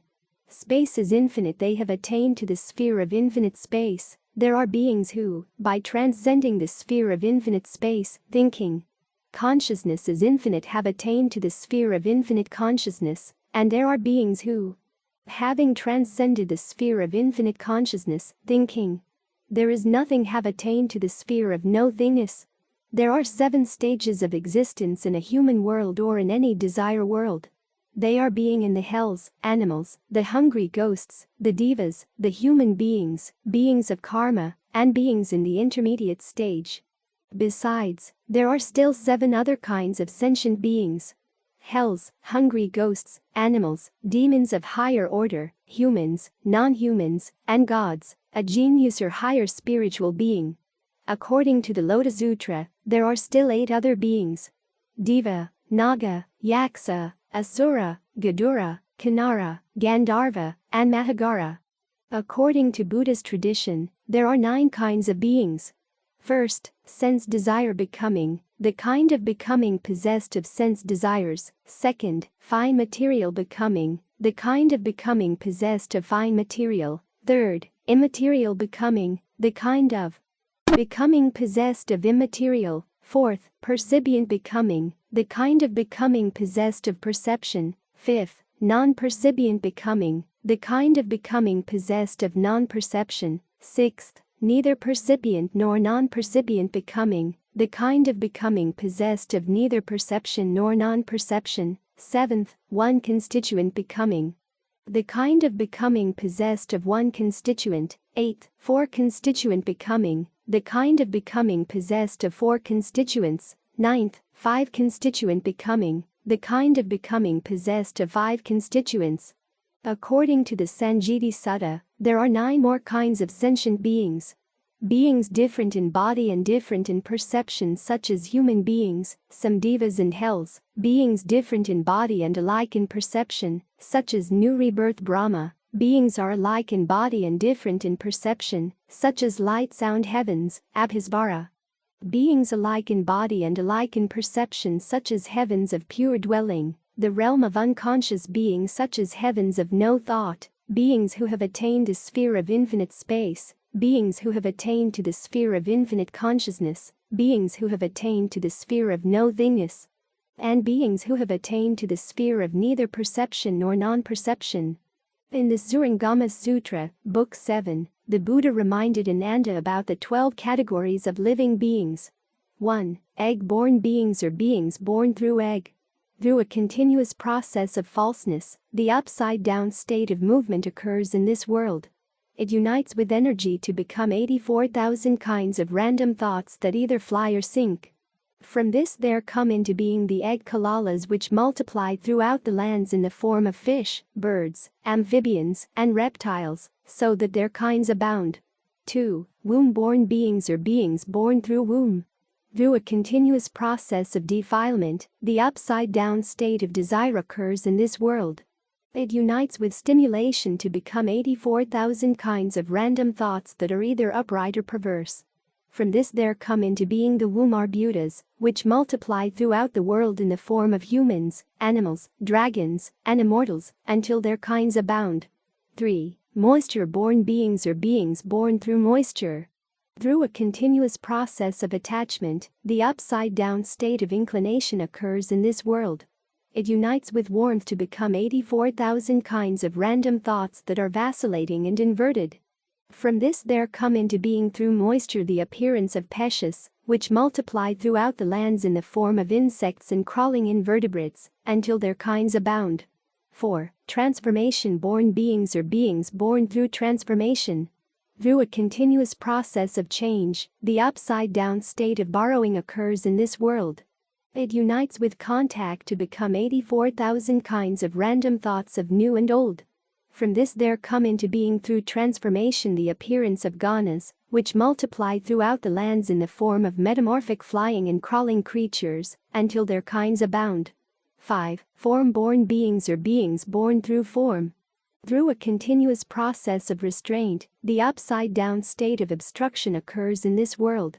It unites with attachment to become 84,000 kinds of random thoughts of refinement and brilliance. From this there come into being the ganas of appearance that possess form, which multiply throughout the lands in the form of auspicious and inauspicious essences, until their kinds abound. 6. Formless-born beings or beings born through formlessness. Through a continuous process of annihilation and dispersion, the upside-down state of delusion occurs in this world. It unites with darkness to become 84,000 kinds of random thoughts of obscurity and hiding. From this there come into being the ganas of formless beings, which multiply throughout the lands as those that are empty, dispersed, annihilated, and submerged until their kinds abound. 7. With thought-born beings or beings born with thoughts. Through a continuous process of illusory imaginings, the upside-down state of shadows occurs in this world. It unites with memory to become 84,000 kinds of random thoughts that are hidden and bound up.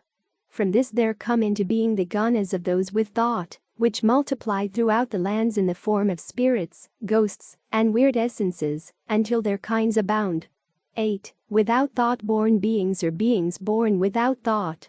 Through a continuous process of dullness and slowness, the upside-down state of stupidity occurs in this world. It unites with obstinacy to become 84,000 kinds of random thoughts that are dry and attenuated. From this there come into being the ganas of those without thought, which multiply throughout the lands as their essence and spirit change into earth, wood, metal, or stone, until their kinds abound. 9. Not endowed with form-born beings or beings born not endowed with form. Through a continuous process of parasitic interaction, the upside-down state of simulation occurs in this world. It unites with defilement to become 84,000 kinds of random thoughts of according and relying. From this there come into being those not totally endowed with form, who become ganas of form which multiply throughout the lands until their kinds abound, in such ways as jellyfish that use shrimp for eyes. 10. Not lacking form-born beings or beings born not totally lacking form. Through a continuous process of mutual enticement, an upside-down state of the nature occurs in this world. It unites with mantras to become 84,000 kinds of random thoughts of beckoning and summoning. From this there come into being those not totally lacking form, who take gunas which are formless and multiply throughout the lands until their kinds abound, as the hidden beings of mantras and incantations. 11. Not totally endowed with thought-born beings or beings born not totally endowed with thought. Through a continuous process of false unity, the upside-down state transgression occurs in this world. It unites with unlike formations to become 84,000 kinds of random thoughts of reciprocal interchange. From this come into being those not totally endowed with thought, which become gunas possessing thought, and which multiply throughout the lands until their kinds abound in such forms as the virata, which turns a different creature into its own species. 12. Not totally lacking thought-born beings or beings born through not totally lacking thought. Through a continuous process of empty and harm, the upside-down state of killing occurs in this world. It unites with monstrosities to become 84,000 kinds of random thoughts of devouring one's father and mother. From this there come into being those not totally lacking thought, who take gunas with no thought and multiply throughout the lands until their kinds abound in such forms as the dirt owl, which hatches its young from clods and dirt, and which incubates a poisonous fruit to create its young. In each case, the young thereupon eat the parents. 40. Creation of human beings. According to the Buddha, human beings have not created by a creator God, nor have they been the result of a long process of evolution, as suggested by Darwinian and neo-Darwinian evolutionary theory. According to the Buddha's teachings, there have always been people, though not necessarily on this planet. The appearance of physical human bodies in any particular location begins with the mental generation of human karma. Mind, not physical body, is primary in that process. Human beings are not independent of the other forms of sentient life in the universe and can be reborn in others of the 6 paths of rebirth. Likewise, other sentient beings can be reborn as human beings. What is ultimately real about all living beings is their Buddha nature, and that cannot be created or destroyed. At the very beginning, before heaven and earth came into being, there were not any people. There was no earth, no living beings, nor anything called a world. Basically, none of those things existed at all. And then, at the outset of the Kalpa, when things were coming into being, people gradually came to exist. Ultimately, where do they come from? Some say that people evolved from monkeys. But what do the monkeys evolve from? If people evolved from monkeys, then why are there no people evolving from monkeys right now? This is really strange. People who propagate this kind of theory basically do not have any understanding. They are just trying to set up some special theory. Why could it not be the case that people evolved from other living beings? 41. Birth and death. In Buddhist belief, birth and death are only 2 points in the cycle of birth and death. The passing away from one body to be reborn in another body. Where the being will be reborn depends on his accumulated good or bad karma. There is no transmigration of soul or any substance from one body to another. What really happens is that the last active thought, Jhavana, process of dying man releases certain forces which vary in accordance with the purity of the 5 thought moments in that series. These forces are called karma vega or karmic energy, which attracts itself to a material layer produced by parents in the mother's womb. The material aggregates in this germinal compound must possess such characteristics as are suitable for the reception of that particular type of karmic energy. Attraction in this manner of various types of physical aggregates produced by parents occurs through the operation of death and gives a favorable rebirth to the dying man. An unwholesome thought gives an unfavorable rebirth. Each and every type of sentient being will have different appearance, whether it be beautiful or ugly, superior or inferior. This is determined and is manifested based solely on the various karma sentient beings created while alive with their antecedent bodies. The original word for reincarnation is translated as transmigration, the passing away from one body to be reborn in another body. Where the being will be reborn depends on his accumulated good or bad karma. The belief that living beings, including man, have a series of bodily lives, only ceasing when they no longer base their happiness on any of the objects of the world. This come about when the Buddha nature is found. This belief is very common to all Buddhists. Birth and death or rebirth is the result of karma. The doctrine of rebirth is upheld by all traditional schools of Buddhism. According to this doctrine, sentient beings, sattva, are caught up in a continuous round of birth, death, and rebirth, and their present state of existence is conditioned by their past volitional actions or karma. In Buddhist belief, there is no transmigration of soul or any substance from one body to another. What really happens is that the last active thought, jhana, process of dying man, releases certain forces which vary in accordance with the purity of the 5 thought moments in that series. These forces are called karma vega or karmic energy, which attracts itself to a material layer produced by parents in the mother's womb. The material aggregates in this germinal compound must possess such characteristics as are suitable for the reception of that particular type of karmic energy. Attraction in this manner of various types of physical aggregates produced by parents occurs through the operation of death and gives a favorable rebirth to the dying man. An unwholesome thought gives an unfavorable rebirth. Each and every type of sentient being will have different appearance, whether it be beautiful or ugly, superior or inferior. This is determined and is manifested based solely on the various karmas sentient beings created while alive with their antecedent bodies. Since the cycle inevitably involves suffering and death, Buddhism assumes that escape from it is a desirable goal. This is achieved by engaging in cultivating oneself, and the most important of which is meditation. The doctrine of rebirth has become problematic for many contemporary Buddhists, particularly for converts to Buddhism in Western countries, whose culture does not accept the notion of rebirth. However, this doctrine is extremely important in Buddhism, for all sincere attitudes of cultivation originated from the thorough understanding of this doctrine. Rebirth is the recombination of mind and matter. After passing away of the physical body or the matter, the mental forces or the mind recombine and assume a new combination in a different material form and condition in another existence. Rebirth is the result of karma. In Buddhist belief, there is no transmigration of soul or any substance from one body to another. What really happens is that the last active thought, jhana, process of dying man, releases certain forces which vary in accordance with the purity of the 5 thought moments in that series. These forces are called karma vega or karmic energy, which attracts itself to a material layer produced by parents in the mother's womb. The material aggregates in this germinal compound must possess such characteristics as are suitable for the reception of that particular type of karmic energy. Attraction in this manner of various types of physical aggregates produced by parents occurs through the operation of death and gives a favorable rebirth to the dying man. An unwholesome thought gives an unfavorable rebirth. Each and every type of sentient being will have different appearance, whether it be beautiful or ugly, superior or inferior. This is determined and is manifested based solely on the various karmas sentient beings created while alive with their antecedent bodies. Birth and death also mean reincarnation, which means going around as the wheel turns around.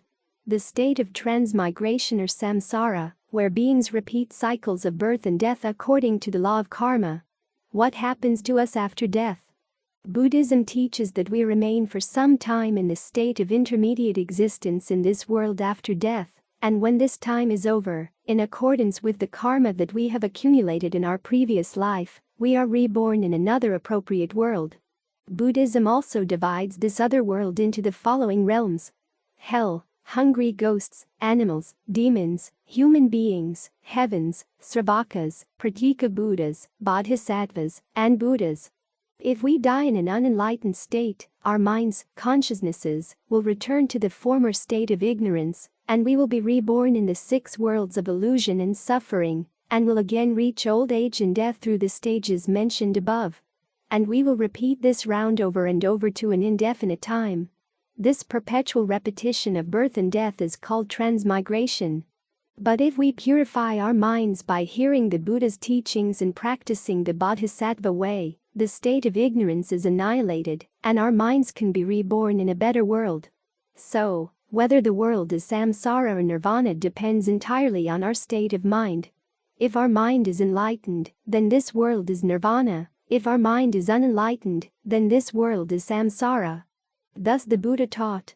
For those who strive to cultivate, samsara is nirvana, nirvana is samsara. Rebirth in hells where beings undergo sufferings at all times. This is one of the 8 conditions or circumstances in which it is difficult to see a Buddha or hear his Dharma, or 8 special types of adversities that prevent the practice of the Dharma. Rebirth as a hungry ghost, or the ghost world, where beings never feel comfortable with non-stop greed. This is one of the 8 conditions or circumstances in which it is difficult to see a Buddha or hear his Dharma, or 8 special types of adversities that prevent the practice of the Dharma. Rebirth in an animal realm where beings has no ability and knowledge to practice Dharma. Rebirth in the men realm includes rebirth with impaired or deficient faculties such as the blind, the deaf, the dumb and the cripple. This is one of the 8 conditions or circumstances in which it is difficult to see a Buddha or hear his Dharma, or 8 special types of adversities that prevent the practice of the Dharma, or rebirth as a man in the intermediate period between Sakyamuni Buddha and his successor, or life in a realm wherein there is no Tathagata, or in the intermediate period between a Buddha and his successor. During this period of time, people spent all the time to gossip or to argue for their own views on what they heard about Buddha Dharma, but not practicing. This is one of the conditions or circumstances in which it is difficult to see a Buddha or hear his Dharma, or 8 special types of adversities that prevent the practice of the Dharma. Besides, sentient beings can be reborn among rich and honorable men, or be reborn as worldly philosophers, intelligent and well-educated in mundane sense, who think that they know everything and don't want to study or practice anymore, especially practicing dharmas. This is one of the 8 conditions or circumstances in which it is difficult to see a Buddha or hear his Dharma, or 8 special types of adversities that prevent the practice of the Dharma. Sentient beings can be reborn among men, become monks, and attain the truth. Sentient beings can be reborn in a Tarakuru, northern continent, where life is always pleasant, and desires that beings have no motivation to practice the Dharma. This is one of the 8 conditions or circumstances in which it is difficult to see a Buddha or hear his Dharma, or 8 special types of adversities that prevent the practice of the Dharma. Sentient beings can be reborn in the heavens from the 4 dhyana heavens to the 4 heavenly kings, such as the Sayama heavens, the Indra heavens, the Tusita heaven, the Nirmanarati heaven, the Brahma heavens, the Paranamita Vasavartan, any long-life gods or heavens, or the heavens of the 4 Deva kings. According to the Buddhist tradition, on the night of his enlightenment, the Buddha provided us with testimony on the matter of birth, death and rebirth. He acquired 3 varieties of knowledge, and the first of these was the detailed knowledge of his past lives. He was able to recollect the conditions in which he had been born in his past lives. Besides the Buddha's testimony, his eminent disciples were also able to recollect their past lives. Ananda, for example, acquired the ability to recollect his past life soon after his ordination. Similarly, throughout the history of Buddhism, so many Zen masters and saints have been able to recollect their past lives. In Buddhism, the process of birth, death, and rebirth is part of the continuous process of change. In fact, we are not only reborn at the time of death, we are born, died, and reborn at every moment. This process is no different from the process of change in our body. For example, the majority of the cells in the human body die and are replaced many times during the course of one's life. The Buddha observed that disturbing attitudes and karma cause our minds to take one rebirth after another. At the time of death, we ordinary people usually crave for our bodies. We are afraid to lose our bodies and to be separated from everything around us. When it becomes obvious that we are departing from this body and life, we try to grasp for another body. The state of transmigration or samsara, where beings repeat cycles of birth and death according to the law of karma. Living beings are absolutely free to choose their own future. If they wish to be reborn in the Western Pure Land, they can make a vow to that effect, then vigorously recite the name of the Buddhas. If they prefer the hells, they simply do evil deeds, and they will fall into the hells for sure. All life, all phenomena have birth and death, beginning and end. The Madhyamaka school deny this in the absolute, but recognize it in the relative. The Madhyamaka Sastra believed that all things coming into existence and ceasing to exist, past and future, are merely relative terms and not true in reality. Birth and death is a grove for enlightening beings because they do not reject it. This is one of the 10 kinds of grove of great enlightening beings. Enlightening beings who abide by these can achieve the Buddha's unexcelled peaceful, happy action, free from sorrow and affliction. Birth and death is a weapon of enlightening beings because they continue enlightening practices and teach sentient beings. Enlightening beings who abide by these can annihilate the afflictions, bondage, and compulsion accumulated by all sentient beings in the long night of ignorance. The birth and death of saints, i.e. without action and transformation, or effortless mortality, or transformation such as that of Bodhisattva. Time flies really fast. The years and months have gone by really fast too. In the same way, people progress from birth to old age and death without being aware of it. Birth, old age, sickness, and death come in quick succession as we pass the years in muddled confusion. If we do not wake up to our own birth and death, then, having been born muddled, we will also die muddled according to the law of karma. What a meaningless life. 42. The fear of birth and death. There is one problem of human life that cannot be solved through human knowledge and endeavor. This is the problem of life and death. Man's life expectancy has increased considerably with the development of medical science, and undoubtedly will be further prolonged in the future. Nevertheless, death invariably comes to us all. We instinctively feel death to be undesirable and frightening. Young people do not feel so horrified by death because they are so full of vitality and strong feelings that they do not think of death as it really is. They are not afraid of death because they do not think about it. If they gave it serious consideration, they would probably tremble with fear. How much more fear must a person who is seriously ill feel? His heart must almost burst with horror and loneliness when he thinks of death, which may come upon him at any moment. Moreover, the pain of his illness will torment him.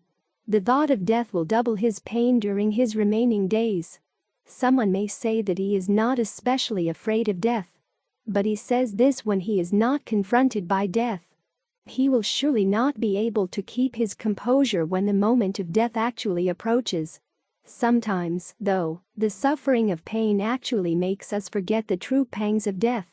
When we feel extreme pain, our minds are so filled with the desire for freedom from pain that often we are able to forget our terror of death. In a sense, however, all people are just like criminals sentenced to death. The time will come when they will all surely die. When medical science makes further progress, their physical suffering at the time of death may be alleviated. But even so, they will not be free from the terror, anxiety, and suffering of death itself. There is one way to be free from the threat of death. This is a religion through which we can believe in eternal life, that we do not die, our lives only change in form. When we can perfect our consciousness through religion, we will be truly free from the terror and suffering of death. We are shadowed not only by the pangs of death, but also by the suffering of life. We are assaulted day and night by material, physical, spiritual and other sufferings.